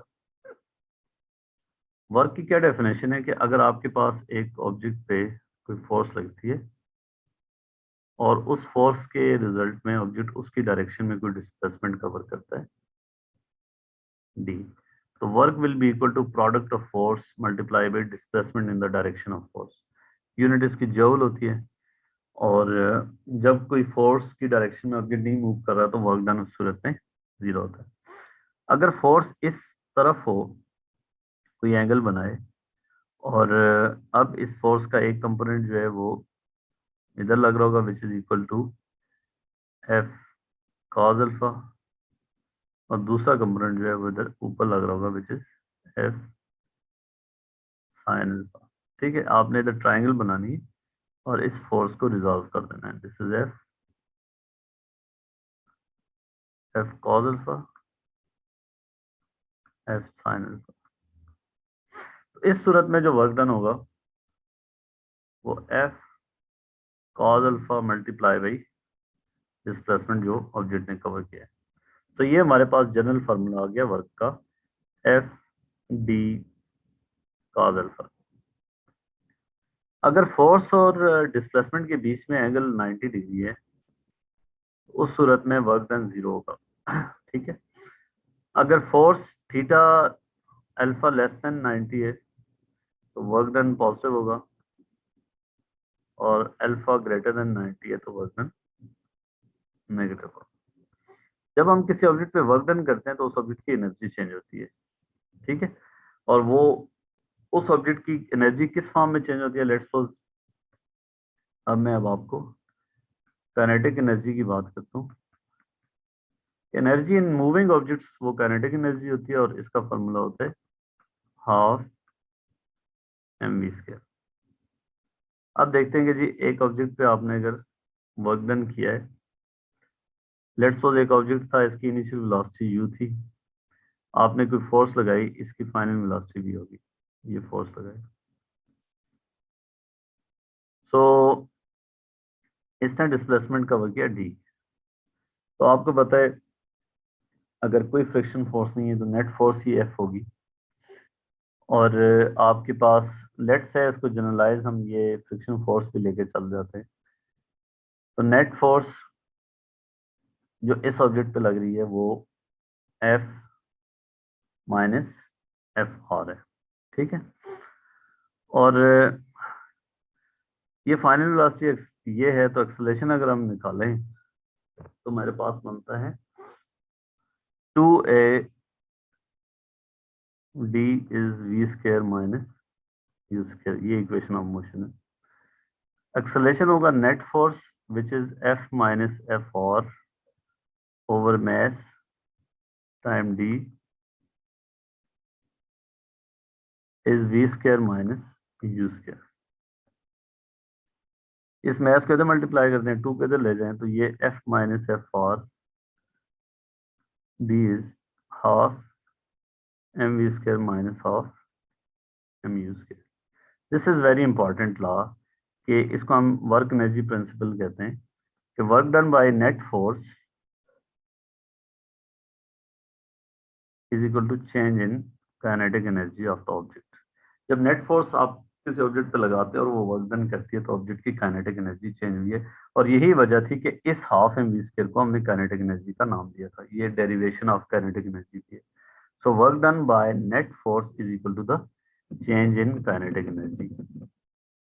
मतलब अगर सिचुएशन ये है कि एक ऑब्जेक्ट इंक्लाइंड प्लेन पे जा रहा है, से यहाँ पे एक ऑब्जेक्ट की वेलोसिटी u है, और यहाँ फाइनल वेलोसिटी जो आपके पास v है, ये फोर्स F लग रही है और सरफेस स्मूथ है, इस डिस्टेंस को d का नाम दे देते हैं थीटा अल्फा। तो नेट फोर्स क्या है, upward force minus mg sin alpha, this is net force multiplied by d work done by net force is equal to half mv² minus half mu²। so f d minus mg sin alpha into d is equal to delta E के। यहाँ से एक मेरे पास एक नई important चीज बनती है कि लेट्स सपोज ये हाइट आपके पास h है, और sign alpha is h over d, तो d sin alpha is h, fd minus mgh is equal to delta E के। तो fd इसको उठा कर उधर ले जाएं, delta E K plus delta, ये पोटेंशियल एनर्जी का चेंज होता है। Work done by external forces अब ये बन जाएगा work done by external forces equal to change in kinetic energy plus change in potential energy. या यहाँ से work done by non conservative forces, this is very important, is equal to change in total energy. और non conservative forces वो होती हैं जिसमें अगर object पे लगे और total energy of the object change हो, जैसे friction force, applied forces, they are non conservative forces. लेकिन जो कंजर्वेटिव फोर्सेज होती हैं, ग्रेविटी इज कंजर्वेटिव फोर्स। अगर सिर्फ ग्रेविटेशनल फोर्स हो तो ऑब्जेक्ट की टोटल एनर्जी चेंज नहीं होती, और देन चेंज इन टोटल, क्योंकि अप्लाइड फोर्स होगी नहीं उस सूरत में, एक्सटर्नल फोर्स नहीं होगी, मतलब एक्सटर्नल फोर्स हम किसको कहते हैं, जो नॉन कंजर्वेटिव फोर्स होती है। कंजर्वेटिव फोर्स जो है वो आपके पास, अगर ऑब्जेक्ट सिर्फ उन कंजर्वेटिव फोर्स में जाएगा तो total energy of the object change नहीं होगी। तो इसलिए अक्सर बच्चे इस चीज में कंफ्यूज रहते हैं कि कब वेट का कंपोनेंट लेना है, कब वेट का कंपोनेंट नहीं लेना। अगर आप ये चीज यूज कर रहे हो, work done by external forces equal to change in kinetic energy plus potential energy, तो फिर वेट का कंपोनेंट नहीं लोगे, क्योंकि weight is conservative force, so उसका कंपोनेंट नहीं लेंगे। अगर आप work done by net force ले रहे हो तो that will be mg sin theta लेना होगा। ये मैंने बता दिया। Energy, kinetic energy E K is equal to half M square, और पोटेंशियल एनर्जी का जो चेंज होता है वो mgh होता है। मतलब इसमें भी अक्सर बच्चे परेशान रहते हैं कि एक ऑब्जेक्ट है, यहाँ से यहाँ तक आप उठा के लेके आए हो, तो इस ऑब्जेक्ट का जो चेंज इन पोटेंशियल एनर्जी होगी mgh होगी, ठीक है। या अगर आप इस पॉइंट पे रेफरेंस पे पोटेंशियल एनर्जी 0 मान लें, तो फिर इस पॉइंट की पोटेंशियल एनर्जी ये होगी। तो पोटेंशियल एनर्जी क्या होती है कि energy of the object due to its position inside the gravitation field is known as potential energy.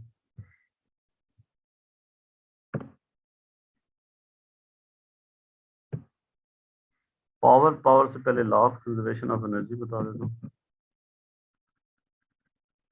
Total energy in a close system is always same. मतलब क्या होगा कि अगर एक ऑब्जेक्ट, लेट्स सपोज ये इंक्लाइंड प्लेन, हम एक example ले लेते हैं, ये थीटा है, और एक ऑब्जेक्ट यहाँ से नीचे जा रहा है एट सम हाइट h पे था। अगर ये सरफेस स्मूथ है तो total energy at any point will be same. यहाँ पे टोटल एनर्जी इसकी पोटेंशियल एनर्जी है, यहाँ पे टोटल एनर्जी जो है इस रेफरेंस से सिर्फ काइनेटिक एनर्जी होगी।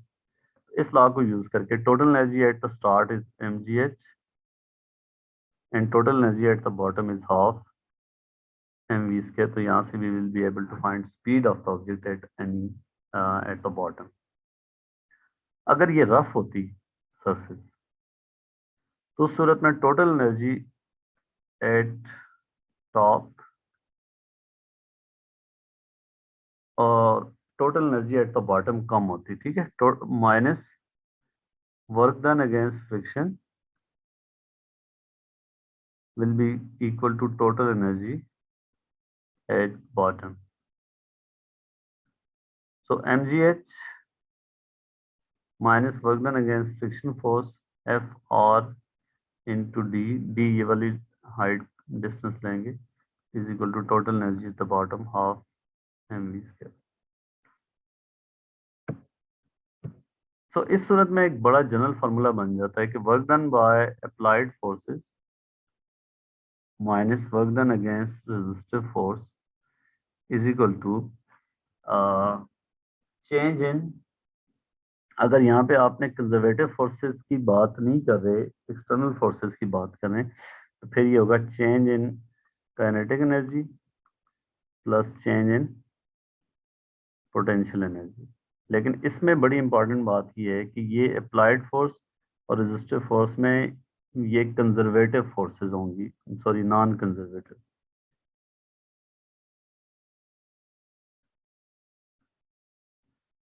Do not include wait.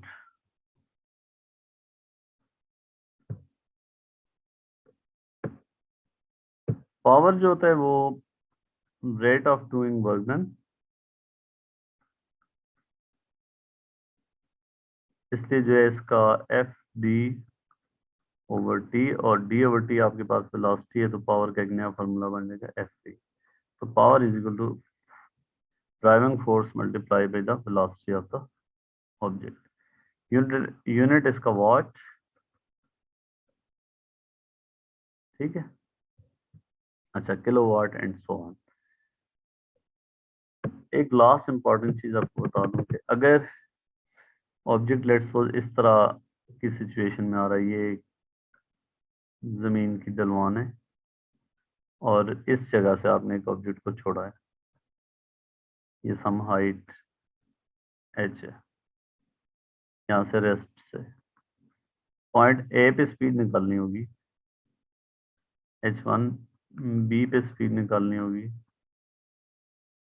या सी पॉइंट है इस पे स्पीड निकालनी होगी। तो कैसे निकालेंगे? अगर ये सरफेस स्मूथ है तो इसलिए total energy at any point same होगी। So total energy at the top is equal to total energy at A mgh1 plus half mv²। तो इससे स्पीड एट ए आ जाएगी आपके पास।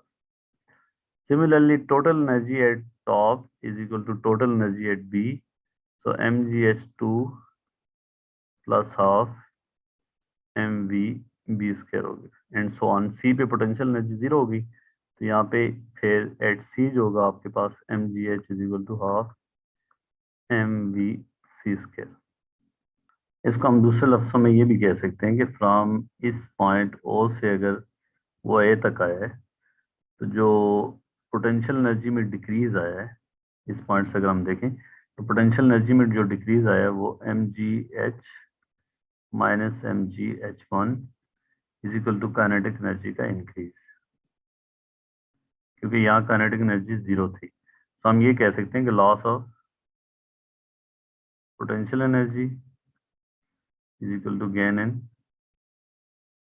Kinetic energy of the isolated system, जब कोई उस पर एक्सटर्नल फोर्सेस या नॉन कंजर्वेटिव फोर्सेस ना लग रही हो। ठीक है। सो ये एक अहम चीज। दूसरी अहम चीज ये है कि लेट्स सपोज आपके पास एक ऑब्जेक्ट, दो ऑब्जेक्ट इस तरह कनेक्टेड है। यहाँ पे ये mass 5 kg, let's suppose this is 7 kg। जब रिलीज करोगे इनको तो 7 kg नीचे जाएगा और ये ऊपर जाएगा। तो सिस्टम में ये दोनों मैसेज शामिल हैं। लेट्स सपोज अब देखें, इसका वेट है 70 न्यूटन, इसका वेट है 50 न्यूटन। तो total energy at the start जो है वो इनके पास सिर्फ ग्रेविटेशनल पोटेंशियल एनर्जी है, और वो किसी रेफरेंस के साथ ग्रेविटेशनल पोटेंशियल एनर्जी है। जैसे ये अब मूव करना शुरू कर देंगे तो इनकी वेलोसिटी इंक्रीज होगी। वेलोसिटी इंक्रीज होने का मतलब ये है कि काइनेटिक एनर्जी जो है वो सिस्टम की इंक्रीज होगी। पहले दोनों रेस्ट पे थे, और लेट्स सपोज थोड़ी देर बाद ये ऑब्जेक्ट यहाँ पे पहुंच जाता है और ये ऑब्जेक्ट यहाँ पे पहुंच जाता है। इक्वल अमाउंट ऑफ हाइट ये करेंगे। लेट्स सपोज ये 0.5 मीटर की बात कर लेते हैं, 0.5 मीटर। सो 5 kg की पोटेंशियल एनर्जी इंक्रीज हो रही है और 7 kg की पोटेंशियल एनर्जी डिक्रीज हो रही है। सो जो पोटेंशियल एनर्जी में इंक्रीज आया है वो 5 kg का, that is equal to m5g10 into h.5। So इसका हम करेंगे 25 जूल काइनेटिक एनर्जी में इंक्रीज आया है, और काइनेटिक एनर्जी में जो डिक्रीज आया है वो इस ऑब्जेक्ट का है, और इसका मैस है 710 इंटू 0.5 मीटर, ये भी जाएगा। सो 35 जूल। ओवरऑल जो है, ओवरऑल काइनेटिक एनर्जी का जो लॉस है वो कितना है? वो 10 जूल का है। तो जब काइनेटिक एनर्जी का लॉस 10 जूल होगा तो potential energy, sorry I am sorry, ये काइनेटिक एनर्जी नहीं, पोटेंशियल एनर्जी की बात हो रही है यहाँ पे। Potential energy, I am sorry, potential energy. Overall potential energy का जो लॉस है वो 10 जूल का है। तो काइनेटिक एनर्जी का ओवरऑल जो इंक्रीज आना चाहिए इस सिस्टम में वो भी सो काइनेटिक एनर्जी का जो गेन है वो भी 10 जूल आना चाहिए। ठीक है, तो शुरू में रेस्ट पे थे दोनों ऑब्जेक्ट, काइनेटिक एनर्जी 0 थी। इस तरीके कार से हम जो है दोनों के मैसेज पता है तो हम स्पीड निकाल सकते हैं after 0.5 metre using conservation of energy. तो स्पीड काइनेटिक एनर्जी का ओवरऑल इंक्रीज हमें पता चल गया, मैसेज पता है half M m1 v² plus half m2 v² is equal to 10 joule. तो मैसेज पता है तो यहाँ से वेलोसिटी की वैल्यू आ जाएगी इन दोनों ऑब्जेक्ट्स के लिए। ठीक है, तो इस तरह जो है जब ओवरऑल सिस्टम की बात हो रही है तो सिस्टम में दोनों मैसेज कंसिडर करते हैं, तो वहाँ पे ओवरऑल सिस्टम की जो टोटल एनर्जी में चेंज है वो नहीं आता। अगर उसकी काइनेटिक एनर्जी इंक्रीज हो रही है, पहले वो स्पीड गेन कर रहे हैं तो काइनेटिक एनर्जी इंक्रीज होगी, लेकिन सिस्टम की ओवरऑल पोटेंशियल एनर्जी में फिर कमी आनी चाहिए। तो इसीलिए लाइटर मैस जो है वो ऊपर जाता है, हेवियर नीचे जाता है, कि जिसकी जो पोटेंशियल एनर्जी में जो लॉस हुआ है वो ज्यादा होता है as compare to the gain of potential energy. So overall potential energy जो है ओवरऑल ई पी आपकी डिक्रीज होगी, सो ई के जो है आपका इंक्रीज होगा। So loss of potential energy will be equal to the gain in kinetic energy. Thank you so much.